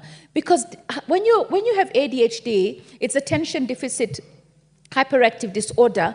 You just have so much energy, and people want to sleep at midnight, and you still have the energy to go on and on and on. I used to say it's like ever ready, you just go on and on and on. So at the end of the day, with ADHD, you need drugs like Concerta, or you need Ritalin, which are very, very expensive, so that you can calm you down and you can sit in a class. Because when you're in a class, other children want to concentrate, but you're going to actually be distracting them. In fact, I was made a monitor of the class and a class prefect because the teacher wanted to make sure that I don't distract other children. But nobody knew at that time in the school that I went, which was the Star of the Sea Primary School, that I actually had a disorder, a learning disorder. And as I grew up, I went to Dr. Okonji. We all have issues that we need to see a psychiatrist, and we shouldn't be ashamed of it. So marriages normally, can be difficult to deal with. And when I started seeing Dr. Okonji, I didn't realize that I was actually suffering from OCD, which was obsessive compulsive disorder. So the reason why I'm taking you through this is because I want all the constituents that we represent to realize that these are labels, and they are genuine labels, and we might have them, and it's nothing to be ashamed of. I mean, I didn't even know. Dr. Okonji knew I was dyslexic, ADHD, and he didn't want to give me another label. So what happened is I was in his clinic, and I used to see his tiles were actually so disorderly. And one day I said to him, I said, Dr. Okonji, I'd like to give you a Christmas present. Can I do your tiles for you? And he said, yes, go ahead, fix my tiles. And I had the tilers come in, fix his tiles. One day my daughter went to see him. And when my daughter went to see him, she says, I can't stand my mom. She comes into my room, she picks everything up, she arranges everything. Why can't she just understand I'm a teenager? Dropping my clothes on the floor is kind of normal. And then Dr. Okonji tells her, you know what, your mother suffers from OCD. So she wants everything orderly. So my daughter comes home after reading about it and says, oh, Mom, I'm so sorry. I'll start tidying up. I understand where you're coming from. I called Dr. Okonji and said, why didn't you tell me I was OCD? And he goes, because you were already dealing with ADHD and dyslexia. Later on, after post-election violences and everything that I had to see and witness and all the bloodshed, I remember coming here one day and talking to Millie Odhiambo and saying, Millie, can you explain to me why am I not able to cry? Why am I feeling so sad and not able to have tears? And she goes, Esther, after all the post-election violence, you need to have something called debriefing. You need to see a counselor. And it's when I realized that I had post-traumatic stress disorder. So why am I talking about all these ailments? All right. And then one of the things that I think Kenyan women suffer from, and a lot of single mothers are suffering from depression because they have to deal with the baby. They have to deal with, not having somebody to help them out when it, feeling that, you've delivered your baby, you've got postnatal depression, and you don't understand, why do you feel that you can't handle this baby? Do you not love this baby? So there are so many mental conditions out there, and some of them are actually treatable and some of them are not. Like narcissism is one of them, that we deal with a lot of narcissistic people, especially people who have power and money, and they really can drive somebody to think that there's something wrong with you, but yet it is the person who's wrong. So all these conditions require us to be able to talk to somebody, to be able to get the treatment. Order, Honorable, you still have a few minutes, about 2 minutes, but the Honorable Susan Kiamba, is it a point of order or you are being strategic? Anything out of order? No? Proceed, Honorable Passaris. Thank you, Madam Speaker. So, Madam Speaker, the reason why I'm talking about all these conditions that I personally have endured and I've had treatment is I was able to afford the treatment, but I know that these conditions are not just a rich man's disease. These conditions are for everybody. Anybody out there can have them. When you're unemployed, you go through depression. When you can't do your academic work properly, you go through, it's because of a condition that you might have. When you're bipolar, you need very expensive drugs. Our medical facilities and insurance do not provide for prescription drugs.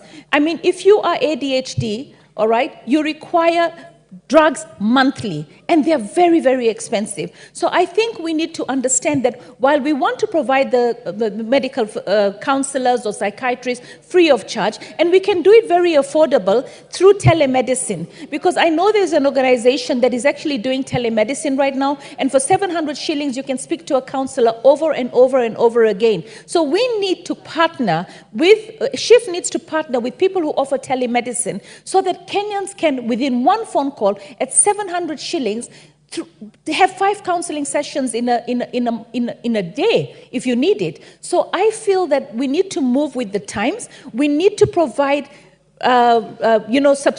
prescription drugs that are recurrent on our SHIFT cover. We need to make sure that we bring in the drugs from countries that are affordable. You've got generic drugs. We have good relationships with India. I don't understand why we can't have low-cost pharmaceutical drugs available for our people that we can actually afford to give them. So I think we had the Psychologists and Counselors Act that I discovered was passed in 2014. I actually followed it up when I was in the Health Committee. It was a question of budget, whether we could put the board together. I think they have put the board together, but now we need to look at making sure that, one, we provide the counselors, we provide the training, we come up with the facilities in our schools for our children, in our hospitals, in terms of drugs, in terms of counseling, and give people the building blocks to be able to build and live a full life. Because, mental disorder does not mean that you can't live a full life. It just means you need support and love. So when you see your loved one struggling, remember that it could be a mental condition. It's not the person doing something wrong. It's a mental condition that leads to drug using, and even there we need support. And that's why I'm coming up with the harm reduction bill, so that we can support everyone that finds themselves in that position where they became a drug user because of their mental condition. So I really commend our sister for what she's done with this motion, and I pray that we will be able to see Kenya offer the best in terms of medical attention when it comes to mental illnesses. Thank you, Madam Speaker. Thank you very much, Member for Nairobi County. The Honorable Elizabeth Kailemia, Member for Meru County. Thank you very much, Madam Speaker, for allowing me to speak this motion. I think I also want to thank Mheshimiwa Mbichi for bringing it up. I think it was very, very timely. This is a very difficult time, and we are all very stressful. Even getting caught up in the traffic jam is stressful. And of course, we all handle stress in different ways. I'm really happy that she has brought it up so that we have institutions of mental illness in all our facilities, because most of the people don't get this opportunity. Now we have our Honorable Pesaris, who has given her experience. And now I think we know that you don't have to remove your clothes in the streets for people to know that you are mentally ill. A lot has been said, and of course I wish that we would have training, a lot of training. We may have the institutions, and we don't have the personnel to be able to diagnose mental illness. We realize that when you're mentally ill, that is the cause of every other illness. Sometimes even it's not a physical illness, but a mental illness. So this is really, really timely. Having said that, the stress develops to people even getting to do suicide. Depression gets to depression. That's the word I was looking for. And after you are depressed, really nothing looks positive, and that's what ends up to somebody committing suicide. So for me, what I would wish to suggest is that we decriminalize suicide, because we all know that if you attempt suicide, you are taken to... Member for Meru, Esther Pasaris, what is out of order? Sorry, Madam Speaker, I just wanted to correct the honourable member here who talked about you don't have to remove your clothes. Order. You may take your seat. Would you like to inform her? So I would like to ask her whether she would like to be informed. Member from Meru County, would you like to be informed by the Honorable Esther Pasaris? Yes, Madam Speaker. Okay, you may proceed. Madam Speaker, a lot of people, when you see them walking on the street nude, right? It's because of their mental condition that they strip their clothes. They've reached a point where, you know, they've reached a point where they're on their own and they remove their clothes and they feel free that way. That's also a mental condition that requires a health intervention. So when we see somebody like that, the best thing to do, and I know that most of the mental hospitals will admit such a person, is to basically, I think our police should be taking these people and taking them to the hospital, because it's a condition. They don't remove their clothes because they're being unruly. They remove their clothes because they actually have a mental condition that requires treatment. Thank you. You may proceed, Member for Meru. Thank you, Honorable Pasaris. Thank you, Madam Speaker. Yeah, that's what I was saying. It's not only those people who are sick. There are very many people who are sick. And that's why that is the end result. You know, when you see them, you say they are mad. But really, they are not. Well, mad is the word we use, but actually it's mental illness. And it could have resulted from depression. And that's why I'm saying we decriminalize suicide, because it's out of depression that they end up feeling unwanted, unworthy, until they take their lives. So I would like to thank Honorable Mishi again for bringing this. These times are very difficult even for our children. They are more of broken families and also exposure through our smart TVs, through televisions, and we see styles and movie stars and all those kind of things, and our children want to copy them. And when they can't get that, they also get depressed because they are not able to achieve maybe even the weight, as simple as just a weight or whatever they think is good for them. So thank you very much. I wish to support, Madam Chairman, this motion, and I wish to support. Thank you. Thank you. The Honorable Maina Madenge, member for Nyeri Town. Thank you, Madam Speaker. I stand to support the motion by Honorable Mishi Boko. However, I seek to differ in the wording of this motion, Madam Speaker, because already we have the mental health policy, the Kenya Mental Health Policy 2015 to 2030. And when you look at that policy, there are policy measures and interventions that are proposed. And therefore, what I would beg is if we could expand so that we expand the scope of the implementation of that policy. However, Madam Speaker, I am also a member of the Health Committee. And it is clear in my mind that the issues of mental health have not received the requisite attention as they should in this country. For us to be able to go to, when we look at the level of the organization of healthcare in this country, the level, from level 1, who are community health promoters, to level 4, there is nothing for mental health conditions. And therefore you find that even the referral system and the organization of healthcare is not responsive enough to healthcare needs. In a country where available data, and this data is actually almost 15 years old because it is 2015 data, 1 in 4 persons who seek services in our outpatient health facilities have mental health issues.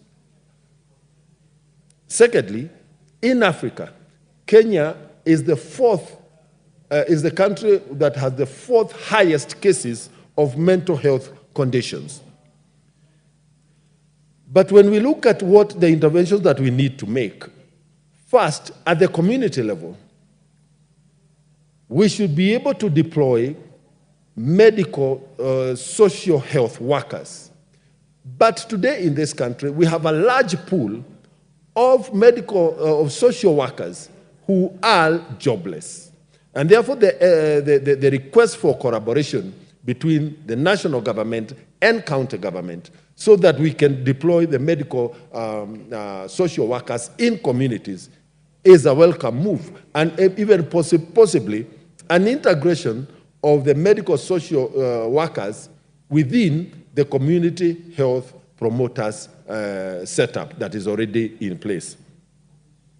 In our schools, where quite a number of us who have spoken before me have indicated that these conditions are easily seen, we need to be able to post clinical psychologists.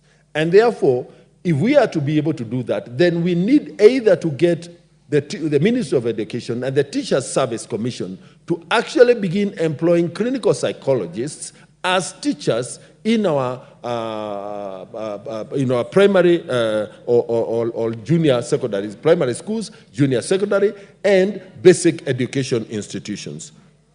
Madam Speaker, when we get to the level where mental health services are available, they are mostly available in very few level 4 hospitals, mostly in the level 5, which are county referral hospitals, and the Mathare National Psychiatric Hospital. The Mathare National Psychiatric Hospital is the hospital of shame in our country. It is old, it is dilapidated, and it is stigmatized.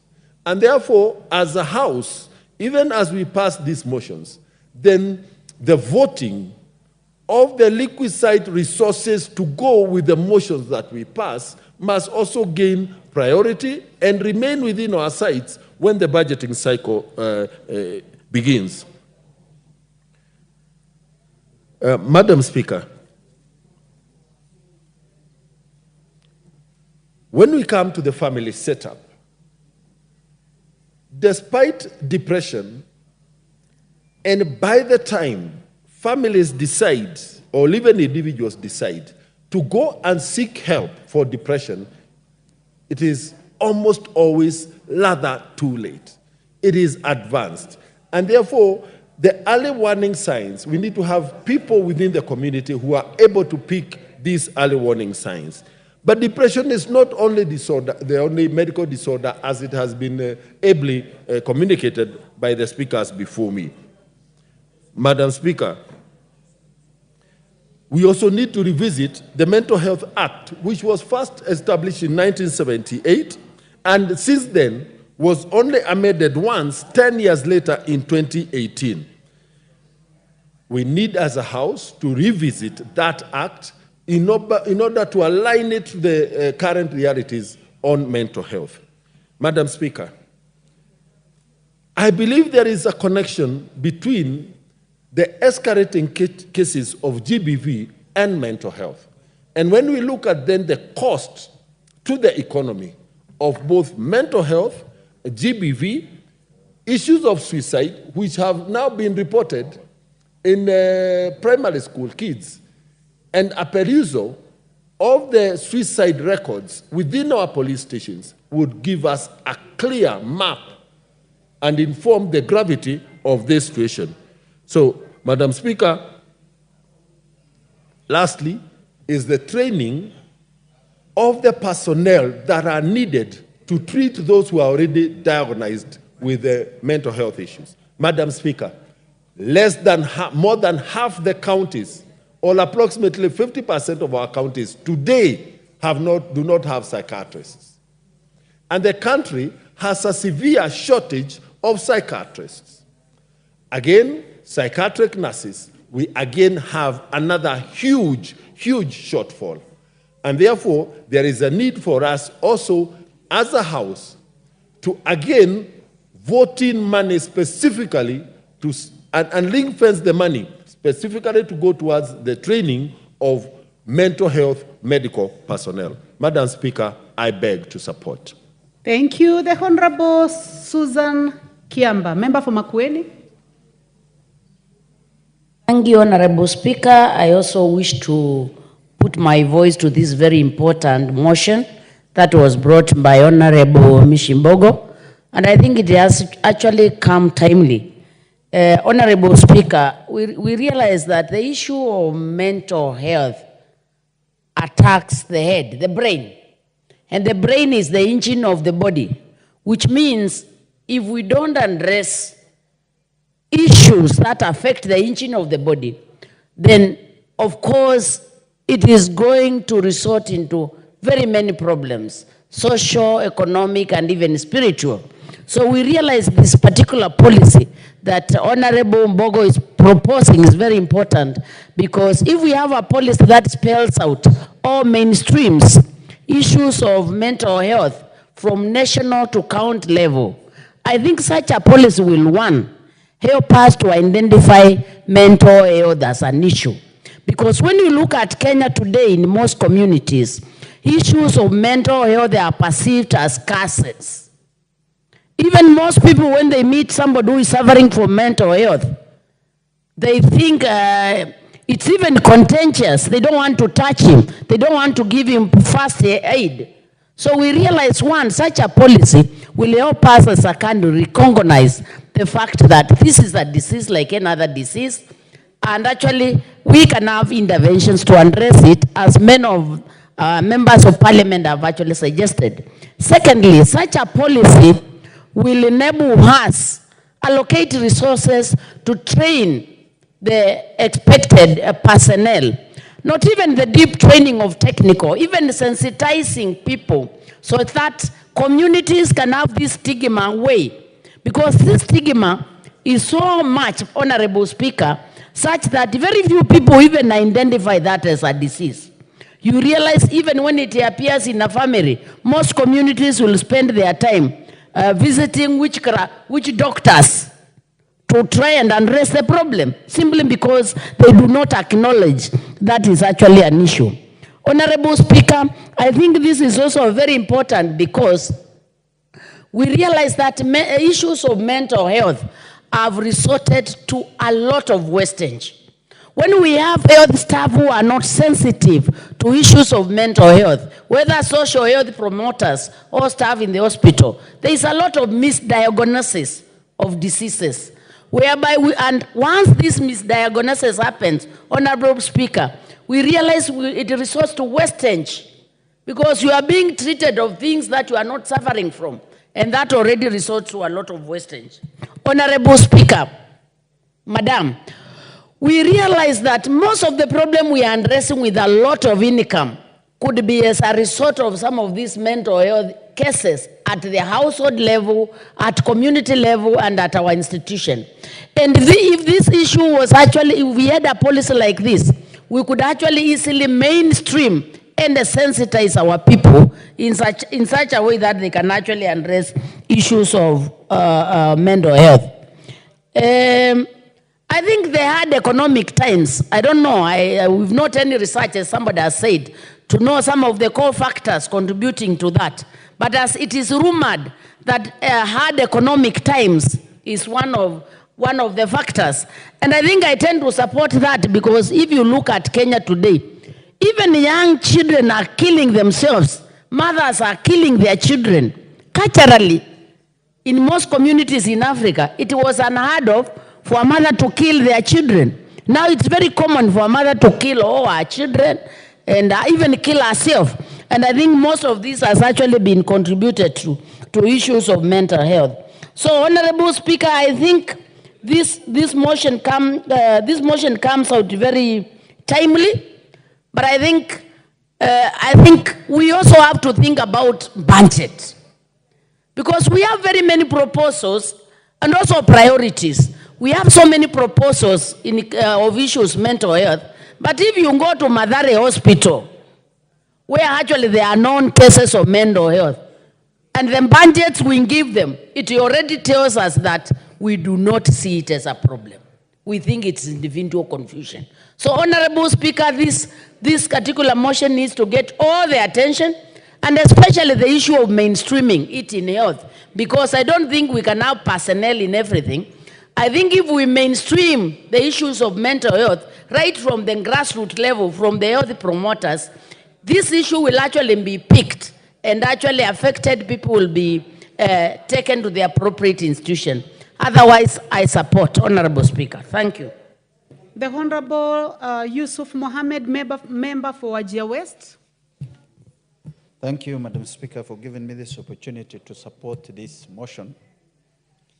Madam Speaker, mental health, as brought by Honorable Mishi Mbogo.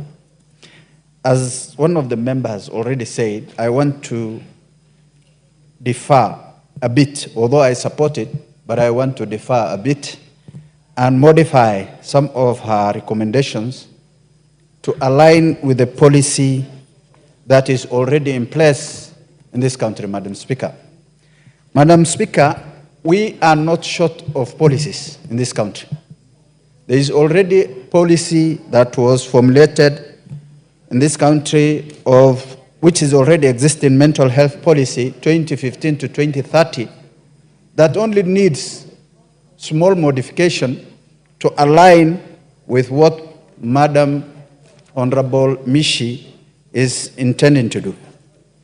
Madam Speaker, mental health is a very critical issue for a person to survive or live in this country. Mental health is the state of the person's well-being to cope with the stress of this world and to work well, learn well, and also, Madam Speaker, to contribute to the society positively. That clearly tells you, what does that clearly tell you? it clearly tells you if a person is not stable, if a person is suffering mentally, he will not be able to learn properly, he will not be able to work well, he will not be able to contribute to the society or the community positively, Madam Speaker. Madam Speaker, mental health has not been given the required attention by this country, Mr. Speaker, Madam Speaker. Madam Speaker, allow me to add some recommendations to what Madam Honorable Mishi has already stated. We are shying away facing the challenges of mental health. It has already been said, 1 out of 10 in the population, in this population, a person suffers mental health. But the question is, how many of us are suffering mental health? We don't know. We don't have the statistics. Why?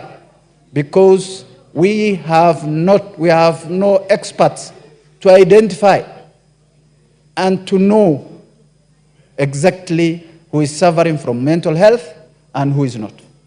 Madam Speaker, we ourselves, when we go to hospitals, we shy away to present ourselves to a doctor to talk about mental health itself, Madam Speaker. Madam Speaker, that clearly shows the stigma, the fear that we have, that we will be labeled by the society, that if somebody is mentioned or identified being suffering from mental health, he will be stigmatized, he will be isolated, and he will even suffer more, Madam Speaker.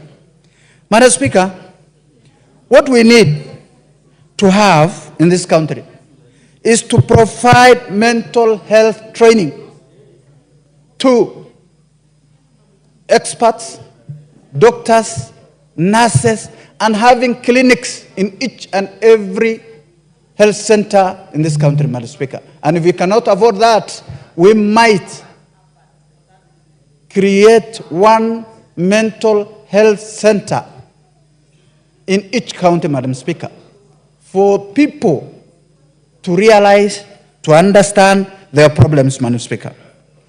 Number 2, Madam Speaker, provide mental health, provide mental work environment by solving the challenges in the workplace, Madam Speaker. Madam Speaker, the work environment in this country is so polarized, is so bureaucratic, that nobody cares about who is sick and who is not sick. Not even only a mental health, Madam Speaker. Madam Speaker, if a person is suffering in mental health, he has a mental health disorder, he might not perform as required. But when a senior, a person in charge of a particular institution, finds out that a person is not performing, instead of finding out what is the cause, he tries to write show cause letters, disciplinary actions, and eventually people are sacked. Madam Speaker, I have been following up since I came into this parliament that several police officers, several prison officers have deserted their duties, Madam Speaker. And why? Because of mental health disorders, Madam Speaker. They were sick.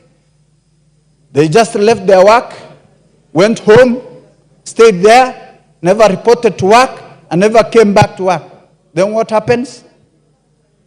The prison officers, the police officers, those who are in charge, sack those people. And those people, when they regain their mental health and they are treated, and they come to their senses, they tell you, we were suffering, we want you to go to that hospital, office, prison office, to reinstate us, Madam Speaker. Madam Speaker, this mental health issue is real. And we need to provide mental health day, open day in this country, Madam Speaker, for each and every Kenyan to go and check his status on how he is feeling, Madam Speaker.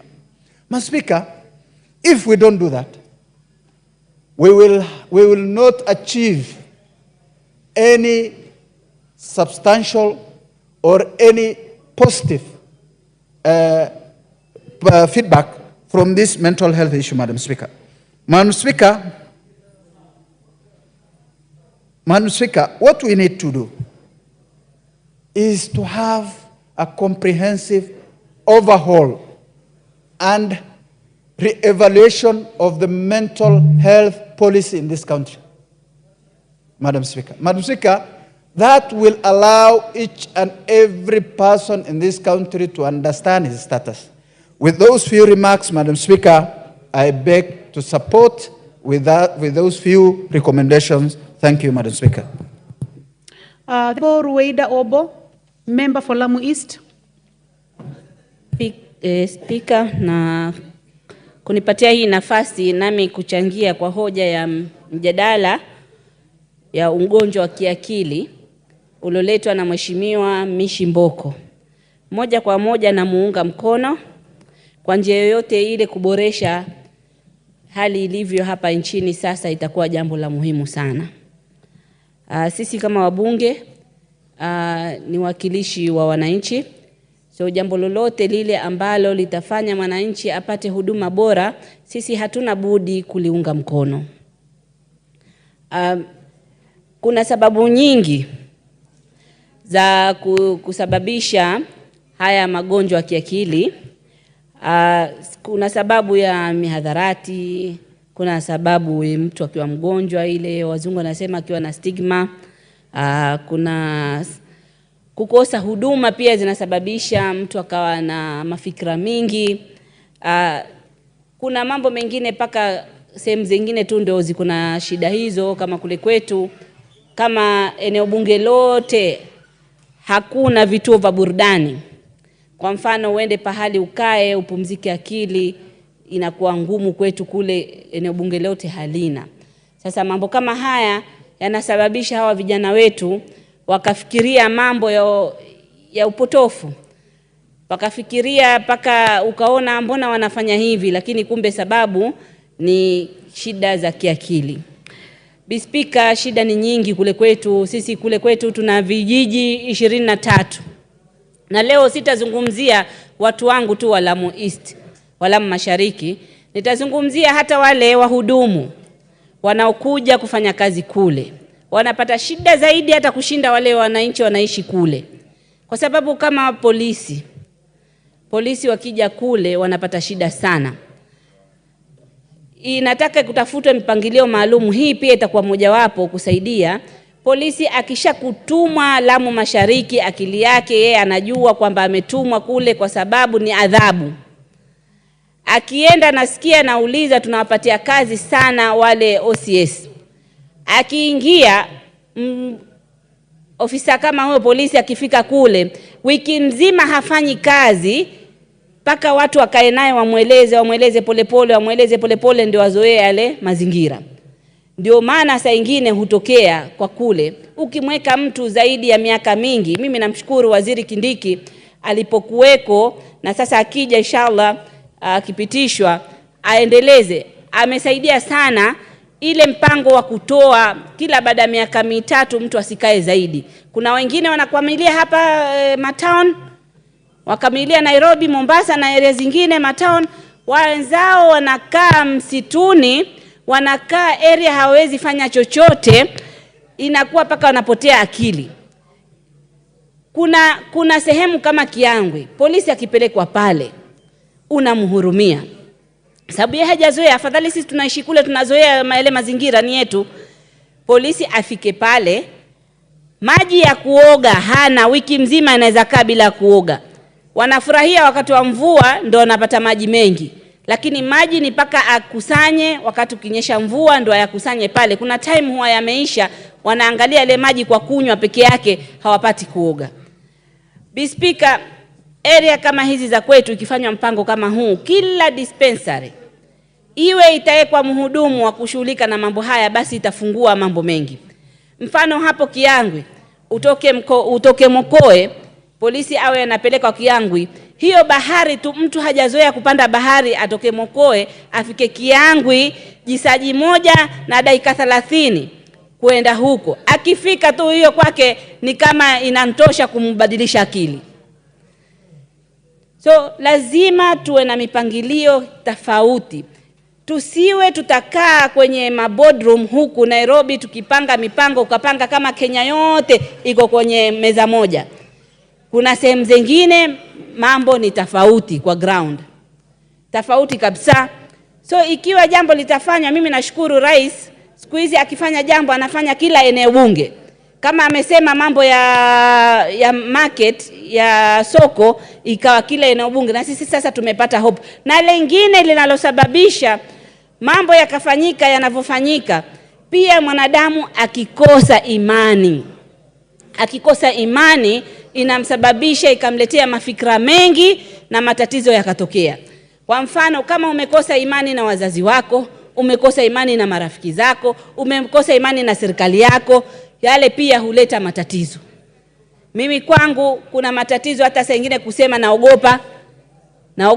Mambo ni makubwa. Nyinyi hapa saa nyingine utaona watu wanakuja bunge, lakini wangu wanavuka wakaenda Somalia. Na huwezi kujua pengine ile sababu ile wafanya kwenda kufanya vile. Sisi huku tunalaumu pengine ni kuna kasoro ya akili. Na zimechangiwa si sasa, ni mambo mengi imechangia. Lakini tukifanya mambo kama haya yatadhibiti ile menendo inayoendelea. Serikali inafaa na sisi wabunge tuweke policies ambazo zitasaidia watu wote, zisaidie wengine. Au zisaidie wale wanaokuwa kwao ni rahisi kufikiwa, hakuna changamoto za usafiri. Sisi kwetu la Mashariki, leo nataka nichukue nafasi, mimi nashukuru Mwenyezi Mungu, hii bunge sasa imeelewa kwamba Lamu Mashariki iko tofauti na zingine. Mimi hapa nichukue hii nafasi niseme, kwanza Speaker, nyote mmeanza kunielewa kwamba kuna Mbajuni na huwa ana shida. Na shida zake kuna wengi wamezielewa sasa. Kama mfano kitu kidogo tu kupeleka pahali generator ilikuwa ipelekwe Kiunga, hata Speaker akatoa onyo kwamba kama Alhamisi haikufika, chairman wa hiyo kamati aje hapa aeleze. Utashangaa generator tu tani 7 au 8 kupelekwa inachukua siku 100 kama na 20. Sasa katika chochote kinachofanyika hapa Kenya, ani service yoyote ambayo inafanyika kule kwetu inakuwa ngumu kwa sababu ya changamoto za usafiri. Mfano wake ni hiyo generator tu kupeleka. Kuna barabara, hizi huduma pia zinasababisha mtu akawa na mafikira mengi, yakasababisha hizi mambo ya nini. Kama wodi mzima ya Basuba ina vijiji 5. Wodi ya Basuba ina Basuba, ina Kiangwi, ina Mararani, ina Mangai, na wapi nimesahau, kuna Milimani. Hiyo area yote kuenda huko kufikia dispensary au kufikia level 6 hospital ambao ya karibu zaidi ni hapa Nairobi. Kufikia level 5 ni King Fahad. Wao ndani kule wanajengewa sasa maternity. Hakuna mradi wowote. Ile eneo limebakia area tu, watu waende kwa msitu wakatafute hasali, wakirudi wakae. Ile mafikra inamfanya mtu paka afanye vile saa nyingine kuchanganyikiwa na akili.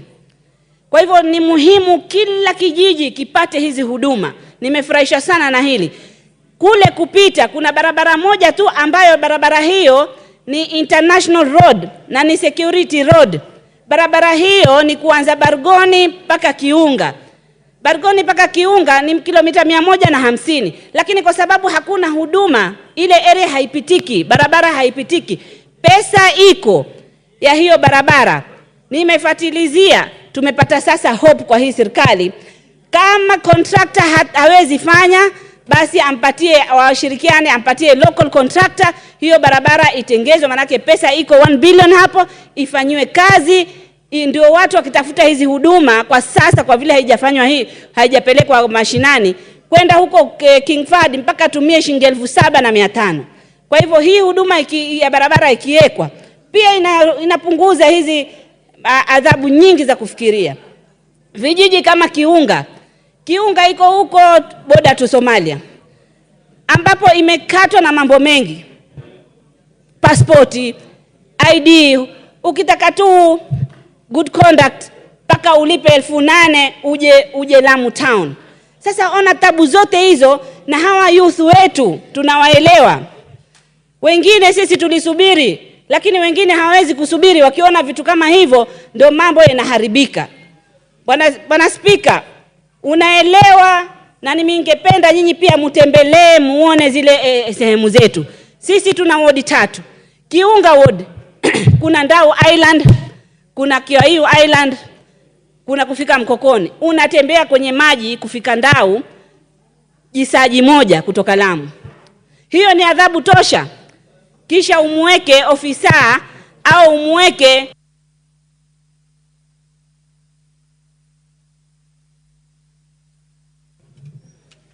The Honorable Rueda, I give you 2 more minutes. Represent the best of Bajuni community in Kenya.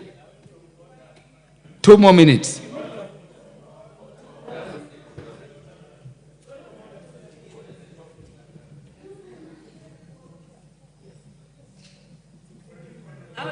Rueda Obo, the mic.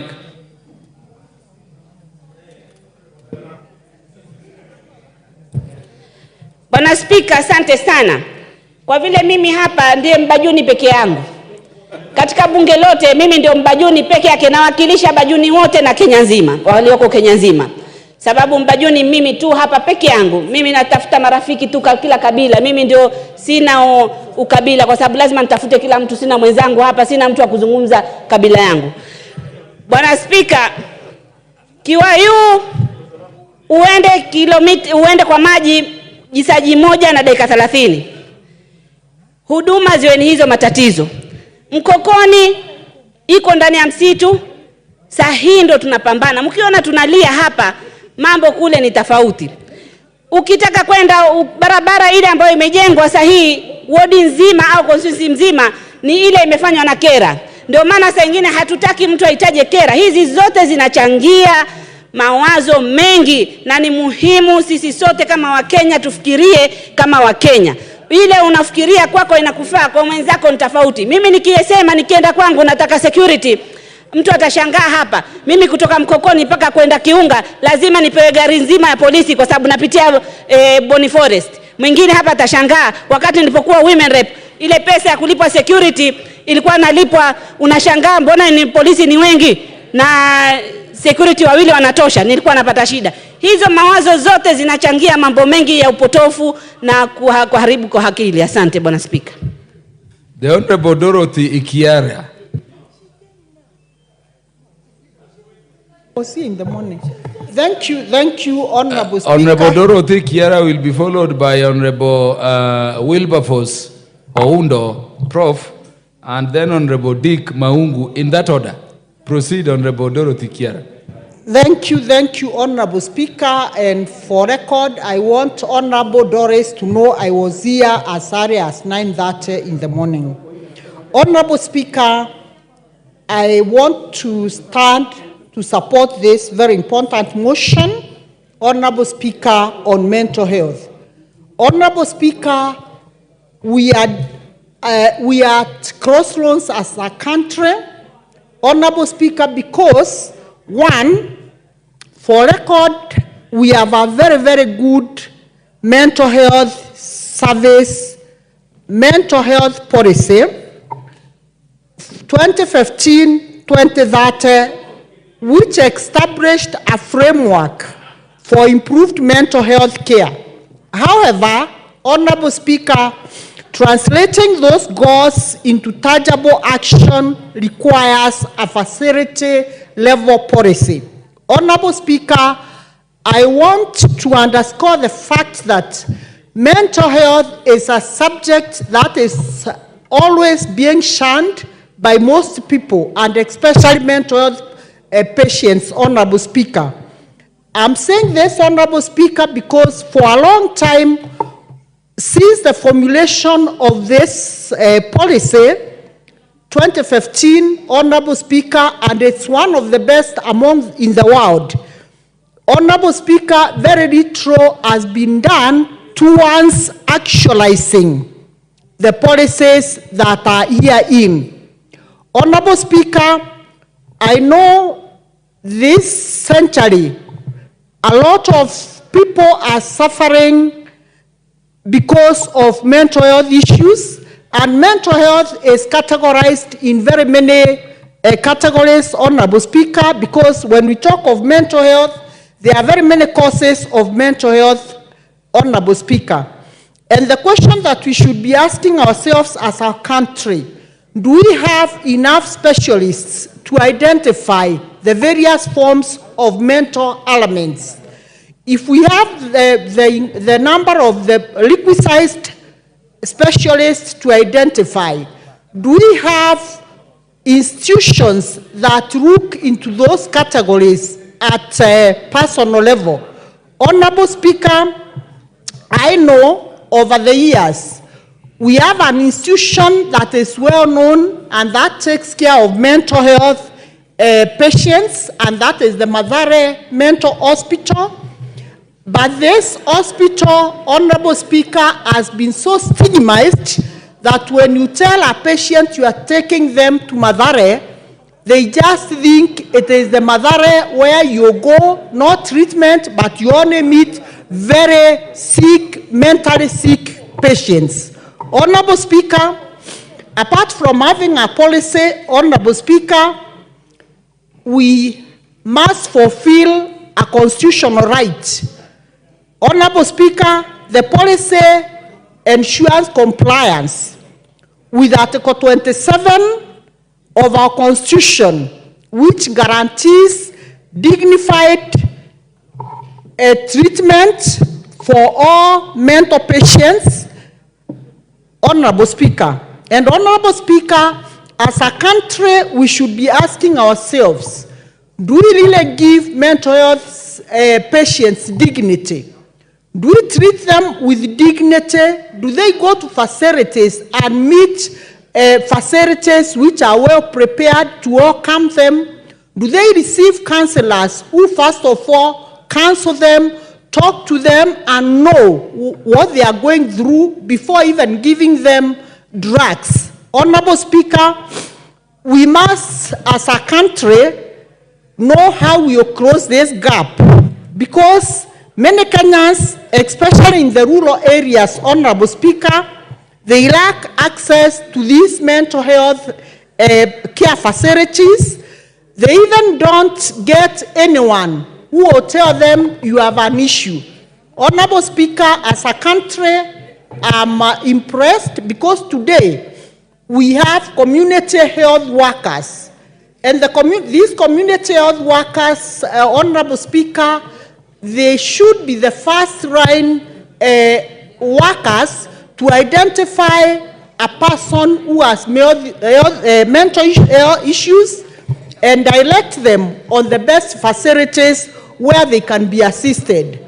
Honorable Speaker, I know families, sometimes it becomes difficult for families to accept that their person has a mental health issue, because the first judgment of parents is always, this child is taking drugs, this child is under drug and substance abuse, and this sometimes leads us to not taking interest in the elements of our children. Honorable Speaker, we should have the primary caregivers identifying different types of mental issues and directing the patients to the right facilities. Honorable Speaker, I know untreated mental illness is a significant public health burden.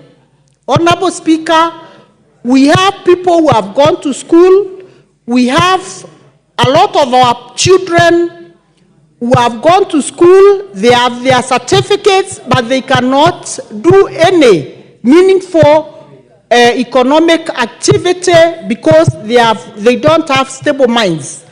Honorable Speaker, even in places of work, even where people work, there is a lot of resource, brain drain, which is disappearing because of mental health issues, Honorable Speaker.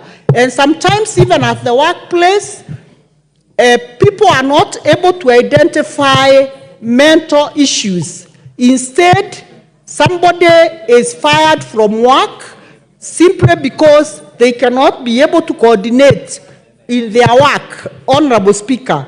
Honorable Speaker, I'm saying this because I know in places where we have chronic drunkardness, especially in many professions, I not mention the professions because it cuts across, Honorable Speaker, at the workplace. We should be able to have counselors who can be able to identify and know this person is not a drunkard. It is because the person is going through a lot of mental issues. Honorable Speaker, I want to say, because we have this policy, which is well formulated, and the policy is running from 2015 to 2030, we don't have a policy gap in the country, Honorable Speaker. What we are lacking is the implementation strategies, Honorable Speaker. And this is what we should be dealing with as a country. Honorable Speaker, if we deal with the implementation and the recommendations in this policy, Honorable Speaker, we can be able as a country to iron out all the issues that go along with mental issues. Honorable Speaker, it is evident and it has been proven that this country has the fourth highest cases of mental health in Africa. And Honorable Speaker, as we move along, cases are increasing by the day. If as a country we don't take serious intervention measures, Honorable Speaker, we will have a country of mentally sick people. Honorable Speaker, I want to end with a quote from the former President of the Republic of America, Barack Obama. Barack Obama said, mental health is not a luxury, it is a necessity. Let's break down the barriers and stigma that prevent people from seeking treatment.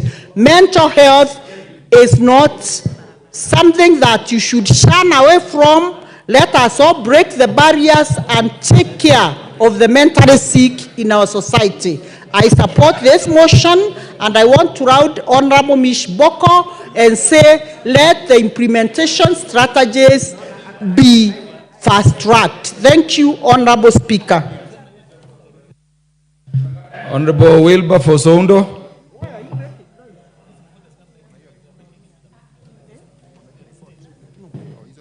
Thank you, Honorable Speaker, for this opportunity to also contribute on the motion about mental health that has been moved by an able member of the ODM team, Honorable Mish Mboko.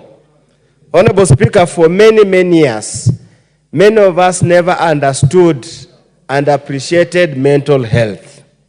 It's only in the recent past when high-profile incidences of suicide, mass murder, or some kind of fun behaviors that have been reported in the newspapers, that have been witnessed all over the country, that the issue of mental health has now been forced to come to the fore and the public debate.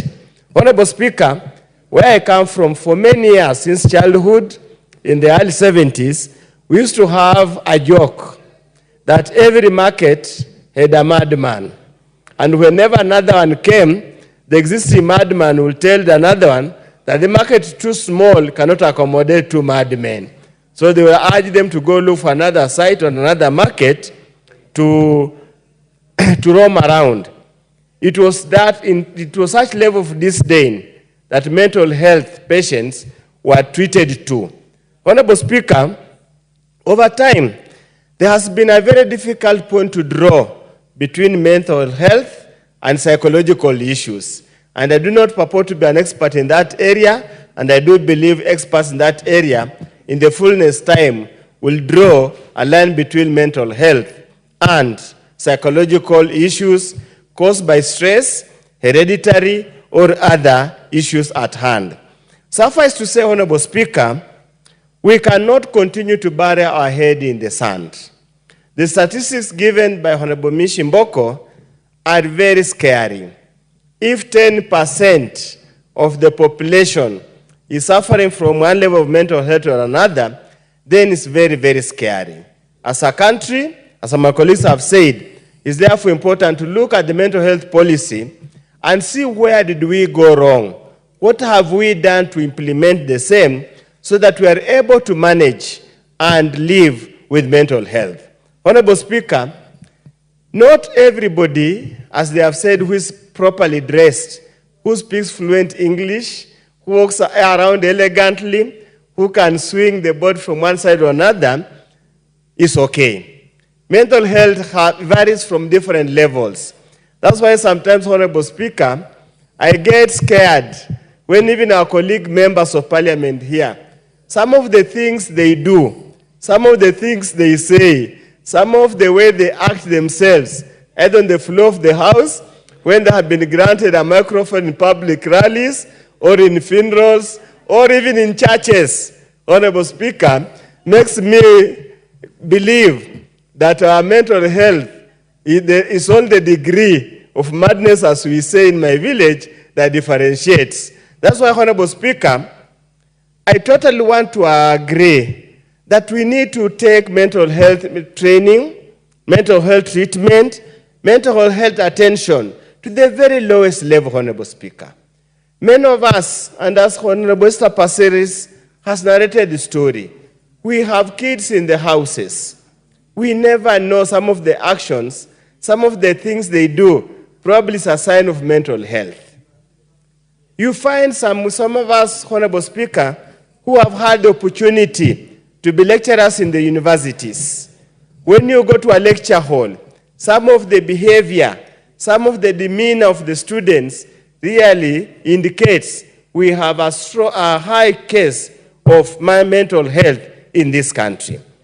I do not want to belabor the point what my colleagues have said, but only to say that one, many of the 99% of health and health management issues is a devolved function. And we want to keep on, I will never tire to urge the county governments that Baba Raila Odinga advocated for devolution, not for the sake of devolution, but to take the services that had been centralized at the center, as we used to say, to the periphery. Because people at the center never allowed people in the periphery to come and interfere at the center. So devolution gave us a chance to take to the periphery some of these issues. Honorable Speaker, it will be prudent and it will make much sense for us to solve this problem so that we have every single health facility in all parts of this country to have somebody trained in mental health issues, Honorable Speaker. We have community health volunteers. Do we have anybody among those community health volunteers who has got the requisite training in mental health?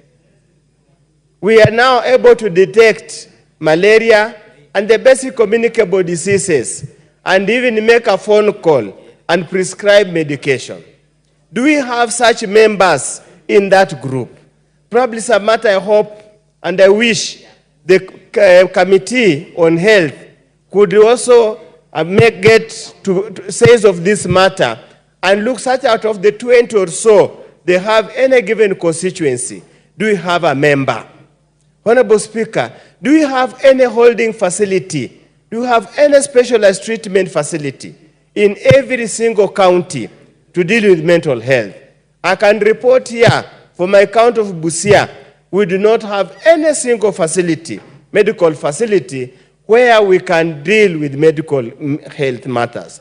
Honorable Speaker, in the first years when I was an MP, I had to rescue so many people who were shackled because they were thought to be mad, who simply needed medical attention. Very psychological counseling to wean them off some very traumatic incidences they have faced. We need to tell also the families wherever we are, if you feel your member of family has got some medical condition that probably is of health, mental health of nature, please do not shy away from looking for medical attention.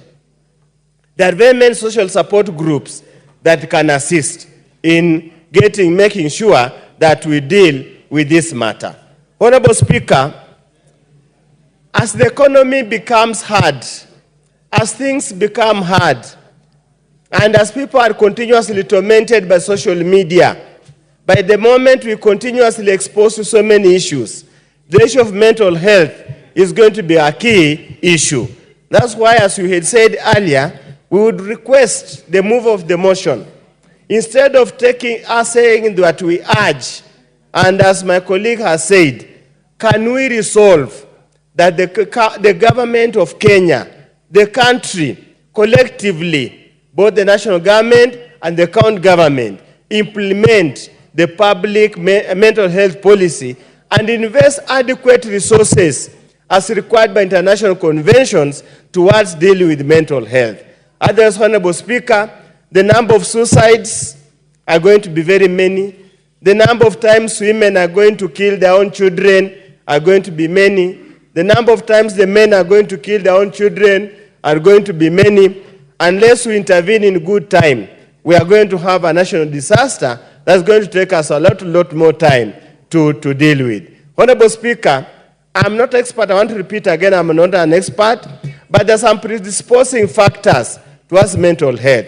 And I want to urge all members of parliament who are here, whenever you have an opportunity, please talk about the predisposing factors. Let us try to lower them down so that we don't have to have our members of the various constituencies killing each other for matters they can deal with.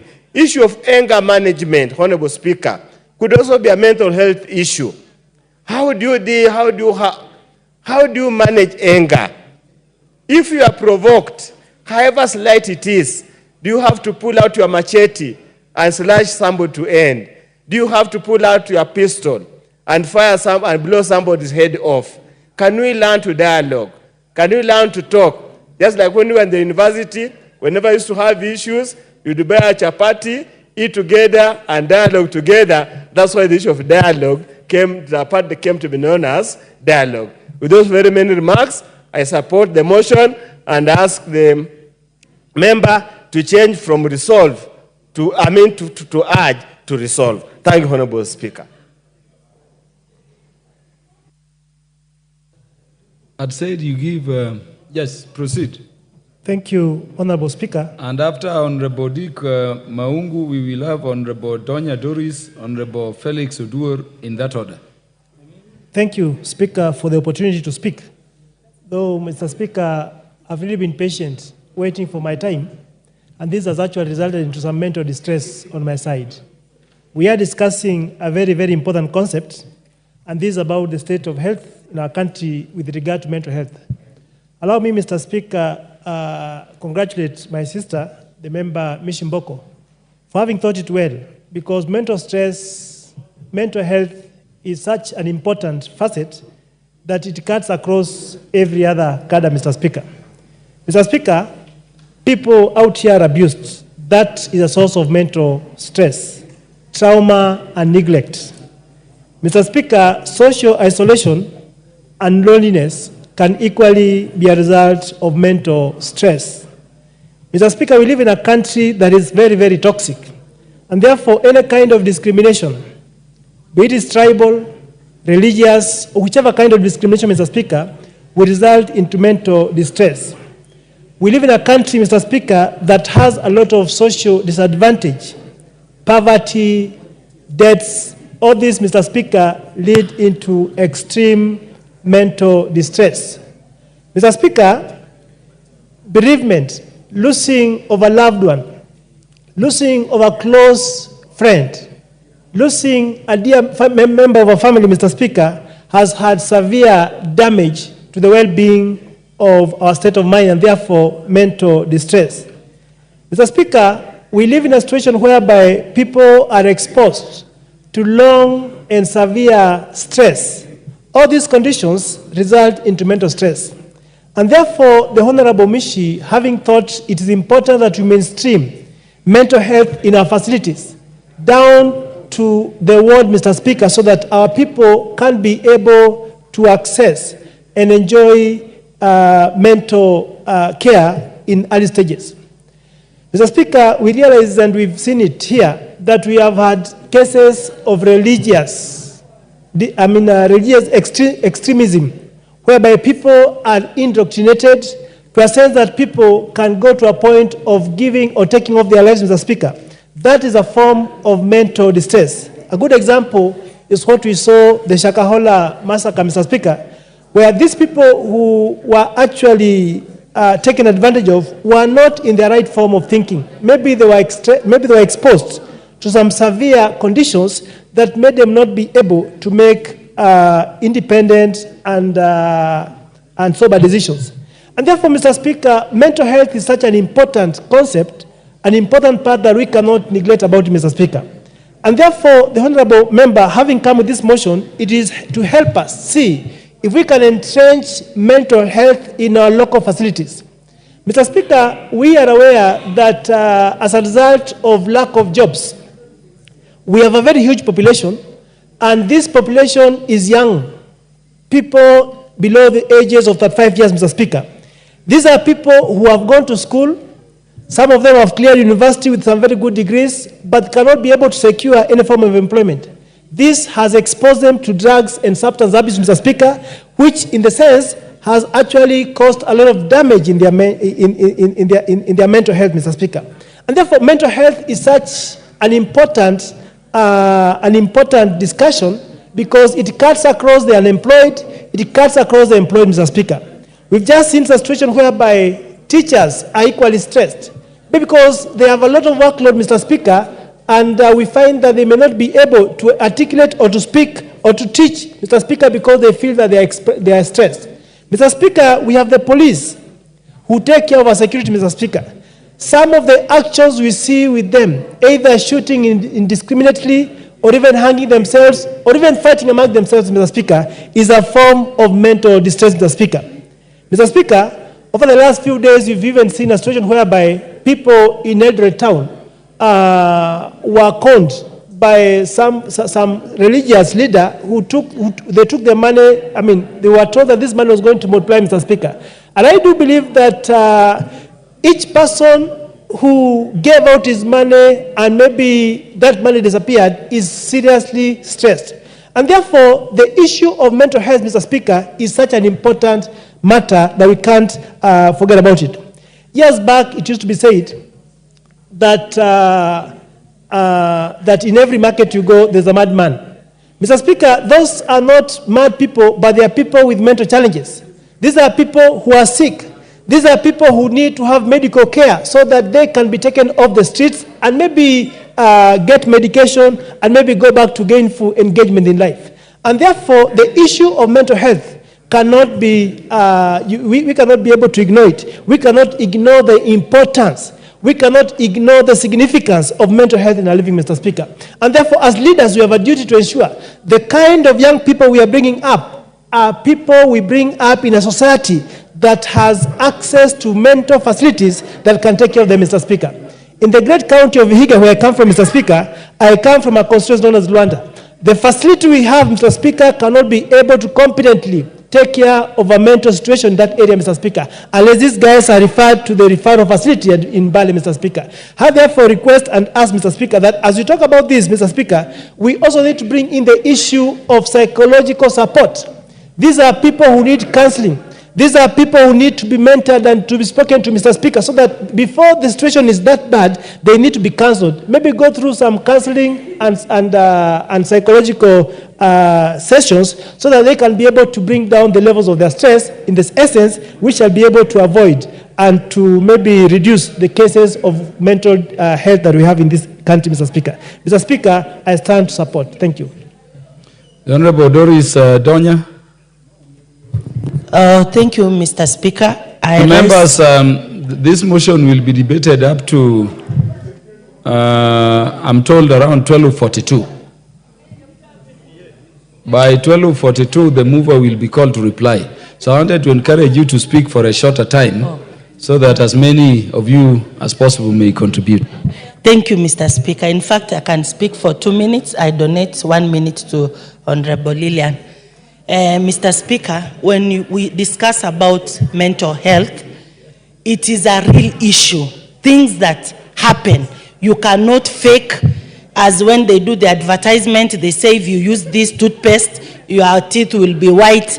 That is sort of fake. But mental health and how it comes by poverty, Mr. Speaker, and this is a high time.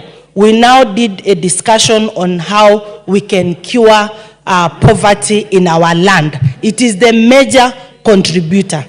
The husband and wives, they are fighting in their homes because there is no food, there is no money. Maybe your child has stolen 50 shillings that was meant for cooking oil. And it is all over. You are told don't divorce. Things with the relationship breakups, Mr. Speaker. Someone is writing a letter, I can't do without you, and that person disappears. You start crying, you don't eat. Depression is real. The use of drugs, someone will tell you that, oh, why I'm using bangi or why I'm taking changa is because I'm stressed. When I take this changa in the evening, I will feel relaxed and I will sleep well. So having known that it is a real issue, we must treat it as one and solve it as one. How do we cure it? We improve on our employment, we improve on our farming with abundance, a good number of jobs, plenty of food, and this thing ceases. So I support Honorable Mishi, and Mr. Speaker, please 1 minute to Honorable Lillian. Honorable Felix Oduor, also known as Jalango, the MP for Langata. Thank you so much, Mr. Speaker, for giving me this opportunity to contribute to this motion brought by my senior, Honorable Mishi Mboko. It is very sad that we are having a conversation on an issue that already has so many policies that are not being implemented.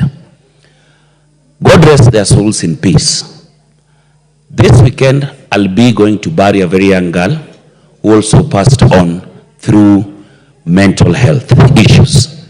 Just the other day, we were again in Langata Cemetery burying a very close friend who also died through suicide.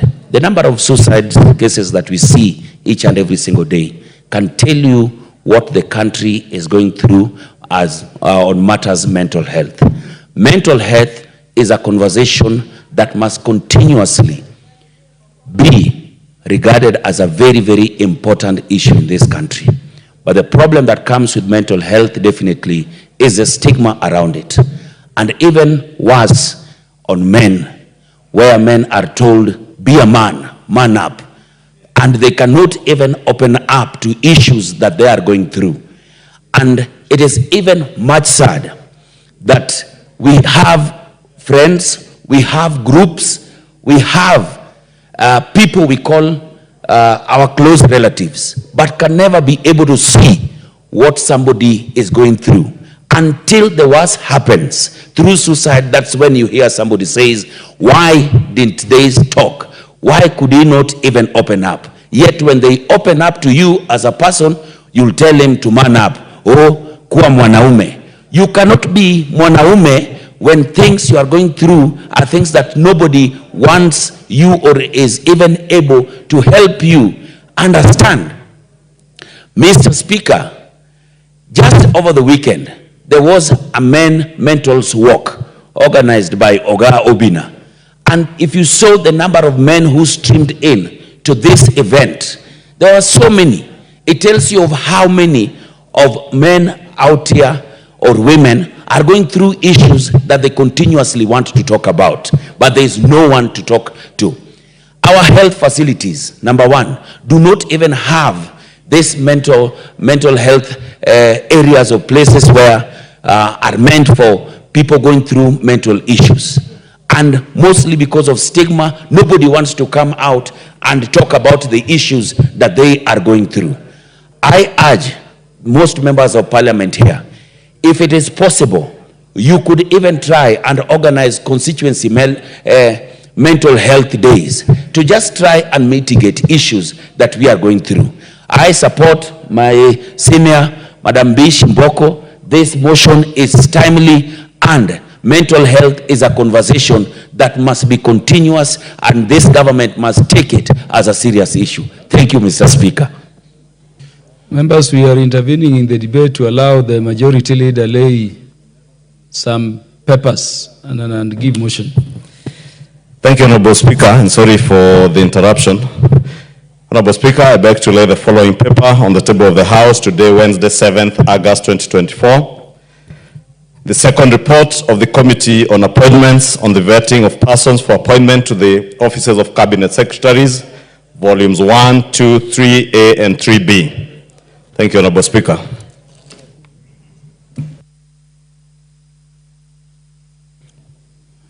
Lay and please give notice of motion. Thank you, Honorable Speaker. Honorable Speaker, I beg to give notice of the following motion, that taking into consideration the findings of the Committee on Appointments in its second report on the vetting of the nominees for appointment to the offices of Cabinet Secretaries, laid on the table of the House today, Wednesday, 7th August 2024, and pursuant to the provisions of Article 152, Sub-Article 2 of the Constitution, and Sections 3 and 8 of the Public Appointments Parliamentary Approval Act of 2011, this House, 1, approves the appointment of the following persons as Cabinet Secretaries. 1, Honorable Professor Kidure. Order. Those members who are... It is Honorable Irene Kasalu. Honorable Irene Kasalu and Honorable, could you take your seats, please? This is a very important motion. Thank you, Honorable Speaker. And allow me to take that again. That 1, approves the appointment of the following persons as Cabinet Secretaries. 1, the Honorable Professor Kidure Kindiki, EGH, Cabinet Secretary, Ministry of Interior and National Administration. 2, Dr. Deborah Mlongo Barasa, Cabinet Secretary, Ministry of Health. 3, Honorable Alice Wahome, EGH, Cabinet Secretary, Ministry of Lands, Public Works, Housing and Urban Development. 4, Mr. Julius Migos Ogamba, EBS, Cabinet Secretary, Ministry of Education. 5, the Honorable Roslinda Soipan Tuya, EGH, Cabinet Secretary, Ministry of Defense. 6, Dr. Andrew Mwehia Karanja, Cabinet Secretary, Ministry of Agriculture and Livestock Development. 7, the Honorable Aden Bare Duale, EGH, Cabinet Secretary, Ministry of Environment, Climate Change and Forestry. 8, Mr. Eric Mureithi Muga, Cabinet Secretary, Ministry of Water, Sanitation and Irrigation. 9, Mr. Davis Chirchir, EGH, Cabinet Secretary, Ministry of Roads and Transport. 10, Dr. Margaret Nyambura Ndungu, Cabinet Secretary, Ministry of Information, Communication and the Digital Economy. 11, Honorable John Mbadi Ngongo. Who is this honorable member? Please do the right thing.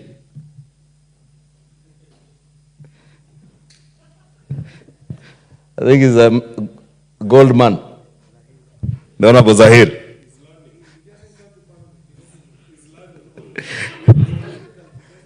the great MP for Nyaribari Chache.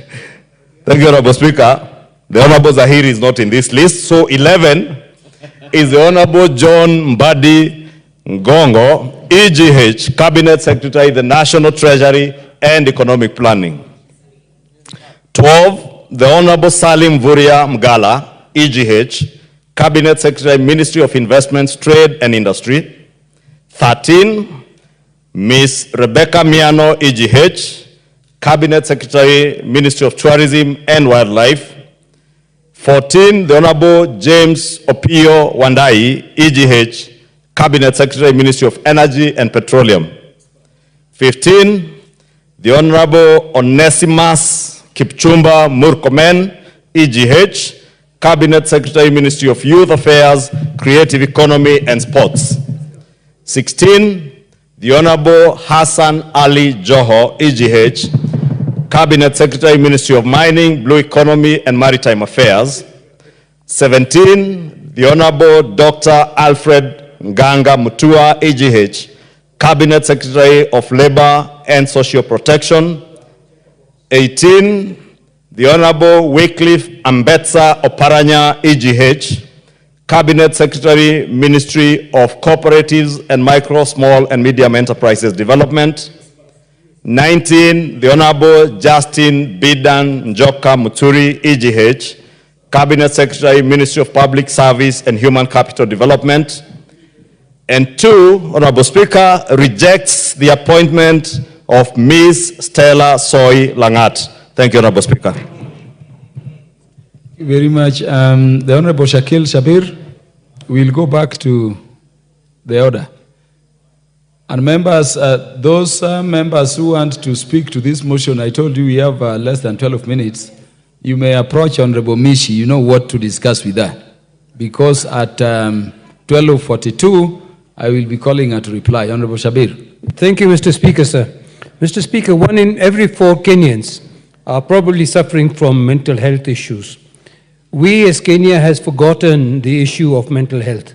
Actually, more than that, 1 of every 2 youths are struggling with mental-related problems. Mr. Speaker, sir, we have been sidestepping the issue of mental health.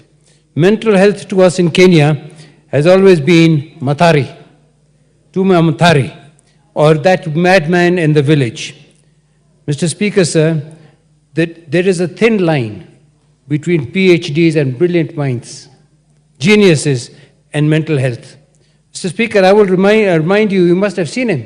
He used to be on the Jomo Kenyatta, he was here opposite the post office, a very well-known professor, walking around naked. Now, the problem in healthcare is that we have been, there's a stigma on it. We deny it. We want to silence it. We want to put it together with traditional witches. We want to put it together with others. We have no budget for this. We have no intention of doing anything rather than locking these people away in a Matari-like institution. Mr. Speaker, sir, there was a task force set up in 2020 by a very eminent Dr. Jenga and his team. That task force has now come up with some of the regulations that we have. The formal mental health plan that they requested is the policy for provision of mental health care that the Honorable Mishi is now proposing. And I support her very much.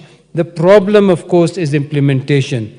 The problem, Mr. Speaker, sir, is there is no budget. And the low level of budget in the health budget for health care. Mr. Speaker, I speak from a position of knowledge. I have been the chairman of the New Nyanza General Hospital for over 10 years. I've been in the Aga Khan Hospital Board for over 15 years and others. And I can see, and I have seen, the way mental health is a non-issue in this country. We cannot continue to ignore mental issues. Tomorrow, Mr. Speaker, even I could be walking around that street there with no clothes on. Not because I'm a madman. Probably I have become mad. I've just gone across. There's a beautiful movie called The Beautiful Mind. The Beautiful Mind is about a genius in the United Kingdom who saved the World War. But he was treated as a madman. And many times even all these geniuses that we talk about are accepted and treated as mad people. There's a barrier. There's inadequate funding. There's a fact that even this policy is not going to make any difference unless, of course, there is a separate budget for health management, mental health care management. And that budget must come out of the health budget, but must be linked so that cannot be maneuvered and cannot be changed by the authorities at Mafia House. That is a problem that we have. Nobody wants to talk about mental health. Dr. Jenga and a few others have been talking about it for a long time. Honorable Shabir, yes, sir. The time has come for the mover to reply. Thank you, sir. I support wholeheartedly. Mover, the Honorable Mishimboko, how many minutes do you want to use in your reply? Yeah, thank you, Honorable Speaker. Honorable Speaker, I've seen that members are really interested in debating on this motion, but I just want to donate 1 minute to each of these members I'm going to mention. Honorable Julius Taitum from Igembe North, 1 minute. Honorable Rashid Bezimba, 1 minute. Honorable Rene Mayaka, 1 minute. Honorable Odanga, 1 minute. And Honorable Nicholas from Turkana East, 1 minute. And the last one, Charity Gadambi, that's the last one. The Honorable Charity Gadambi, you said 2 minutes or 1 minute? I said 1 minute because there are many. If I give 2 minutes, then I'll not have time to reply. And Kibageni, the last one. Yeah, can you call them in 1 minute each? Okay, I'll start with Julius Taitum. 1 minute.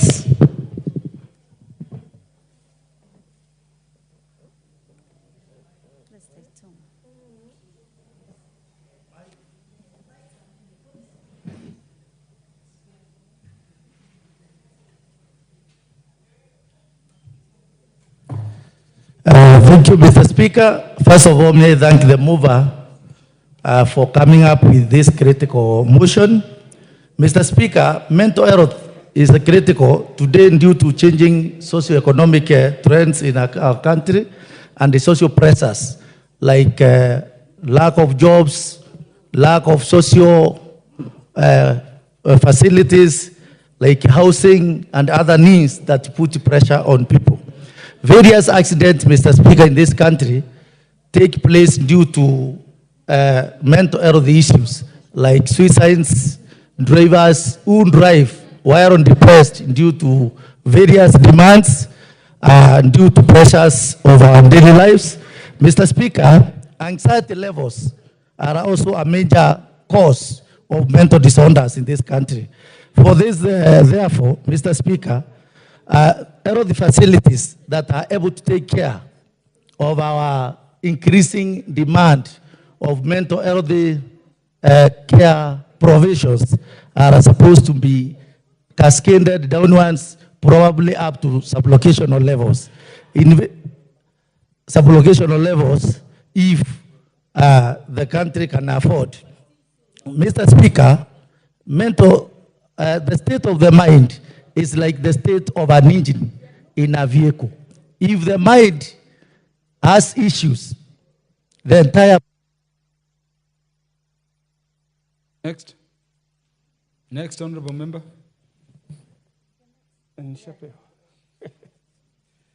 Asante sana Mheshimiwa Mishi kunipa fursa na mimi niweze kuchangia mswada huu ambao ni kitu cha kuangaliwa sana kwa makini. Ni haki ya kila Mkenya kupata matibabu yoyote yale kulingana na maradhi ambayo yanampata. Maradhi ya akili yako na daraja, Mheshimiwa Spika. Sana sana naanzia katika usongamano wa mawazo. Yanaanzia mtu kusema peke yake, inaanzia mtu kuwa na uzito wa jambo fulani linamshinda kulitekeleza. Inamtokea mtu anapigwa dafrau ukifikiri hakuona lakini akili yake ilikuwa haiko. Kama ingekuwa kila sehemu kumewekwa katika zahanati katika taifa hili, iko na madaktari wataalamu wanaweza kushughulikia hilo jambo, haya mambo yasingefikia pabaya. Lakini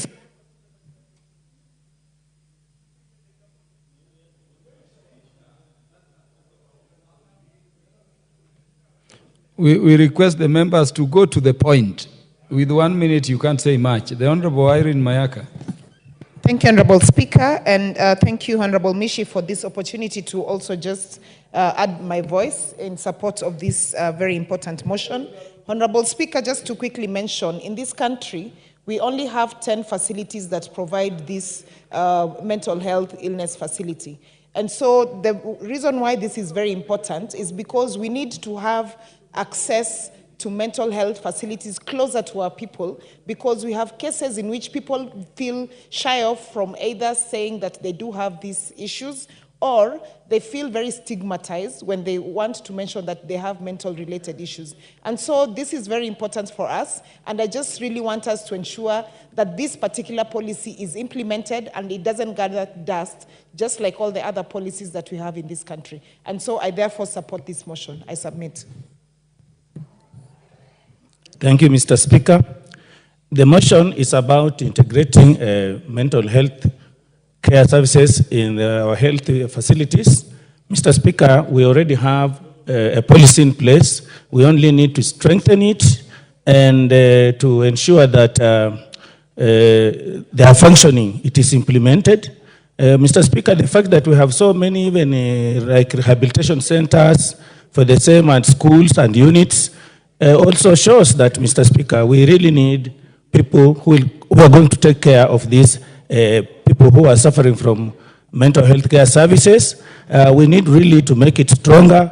Like in employment at the workplace, many of them are terminated just because of sickness, Mr. Speaker. These are the issues that we need to address. Thank you, Mr. Speaker. I support.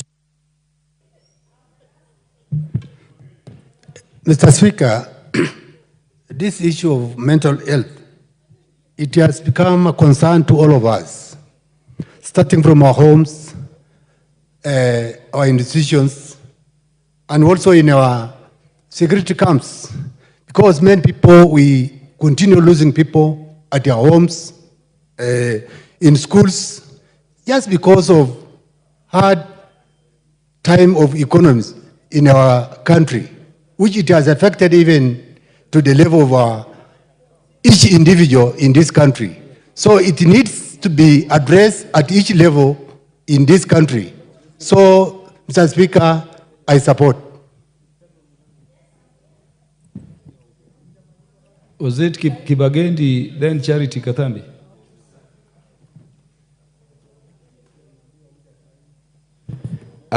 Thank you, Mr. Speaker, for this opportunity for me to support this motion by Honorable Commissioner Mishi.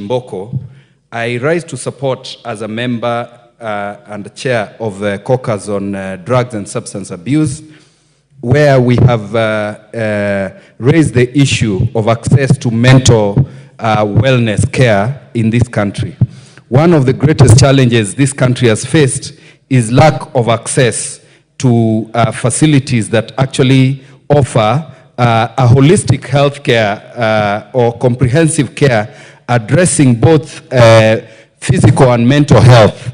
And this rise in mental health issues has become a major challenge in this country because of access and equity. Like the colleagues that have spoken,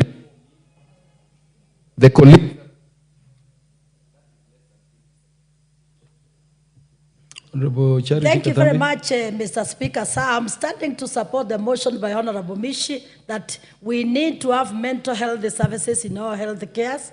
Mr. Speaker, sir, the fact is most of the families are so much affected, our youths are affected, but do we have the budget? This is the high time, members of parliament, we sat and made a decision that we need a budget in relation with how do we make it possible, so that we can also have in every constituency that, Mr. Speaker, sir, we can have support for these matters of mental health services. Mr. Speaker, young people have been affected, families so much affected, our officers, Every sector we have people affected. Therefore, Mr. Speaker, the idea of every healthy facility to have a mental health services, it will really support this country. It will save a lot of youths.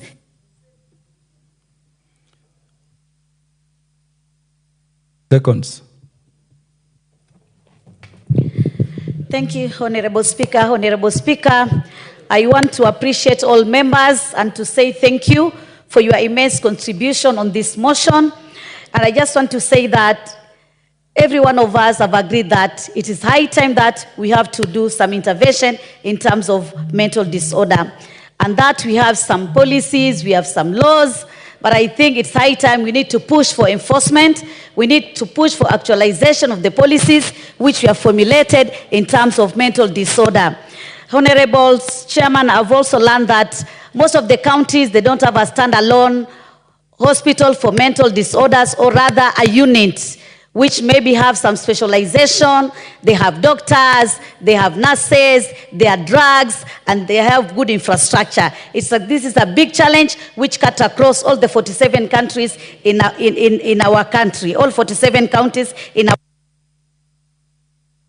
Honorable members, the question on the motion under order number 12 will be put when it will be next.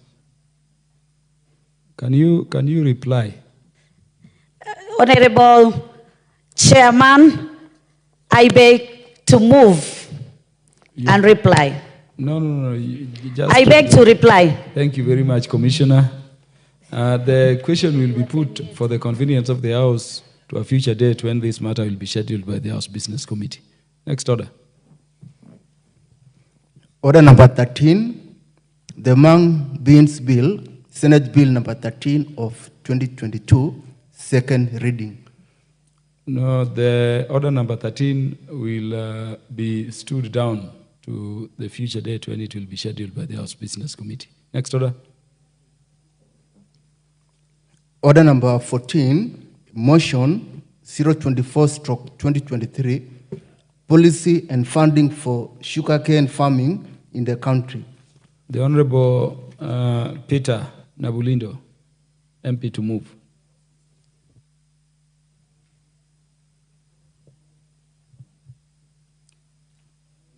Thank you, Mr. Speaker. Thank you for giving me a chance to move this motion. Mr. Speaker, I beg to move that, aware that commercial sugarcane production in Kenya was introduced in the early years of independence with an aim of eliminating dependence on sugar importation and contributing to economic transformation in the sugar belt and the country at large through agriculture, acknowledging that at its pinnacle, the sugar industry significantly contributed to the country's national gross domestic product, GDP, and became one of the largest employers which supported livelihoods of many Kenyans, both directly and indirectly, concerned that over the last 25 years, sugarcane farming, particularly in Western Kenya, has been declining significantly, thereby dipping sugar production from over 6,000 metric tons per year in the 90s to less than 3,000 metric tons in recent years. Noting that the decline in sugarcane farming has forced local millers to operate far below their milling capacities and pushed the country to over-rely on net importation of sugar, which negatively impacts on the balance of trade, noting that the decline in sugar production is attributable to factors such as mismanagement, interference, and unfair competition from cheap imported sugar. Further concerned that state-owned sugar millers like Mumias Sugar Company and Zoya Sugar Company ceased milling while owing farmers hundreds of millions of shillings. Appreciating that the government has been putting in place strategies, policies, and regulations to define roles of millers and major players and stakeholders in the sugar industry in a bid to revamp the sector, concerned that the acute shortage of sugarcane resulting from mass abandonment of sugarcane farming continues to roll back initiatives for reviving sugar milling, recognizing that further investment in revamping sugar companies before reviving sugarcane farming will occasion loss of the invested public funds instead of yielding success.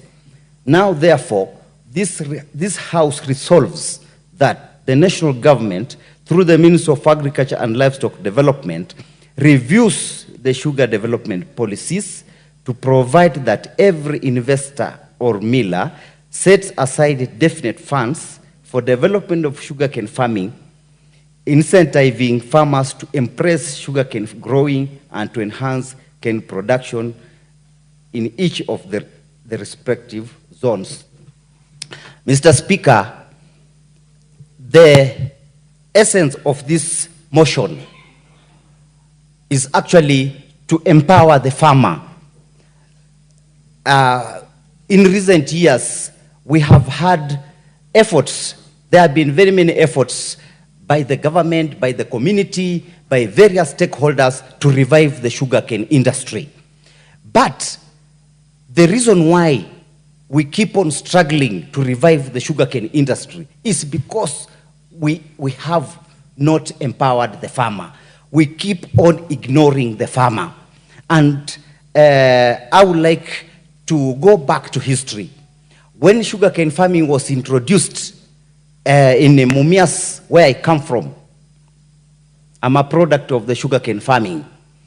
When sugarcane farming was introduced in Mumias by the then government and Booker Tet, who was the investor then, the first thing they did is they registered all the farmers who had land and actually went ahead and gave the farmers the inputs to enable the farmer to produce the sugarcane. First, they came and cultivated the land. First cultivation, then the second one, and then they did the harrowing, then they provided the farmer with seed cane, and they provided fertilizer for the farmer. That enabled the farmer to put the sugarcane growing into motion. Then they did not stop it that way, at that level. They went ahead and provided the farmer with extension services. The farmer was educated about how to tender for his crop. And they did not stop that way. After several months, they provided fertilizer. At that time, it was called urea, for top dressing to enhance the growth of the sugarcane. And later on, even during harvesting, they would harvest the sugarcane for the farmer and assist the farmer to transport that sugarcane from the farm to the factory. And the farmer would then go and sign his invoices and the checks later on. What is happening right now is that we are putting a lot of money in the factories. We are putting a lot of money in the milling centers, but we are forgetting the farmer. And without a farmer being empowered, the sugarcane industry will always struggle to stand on its feet.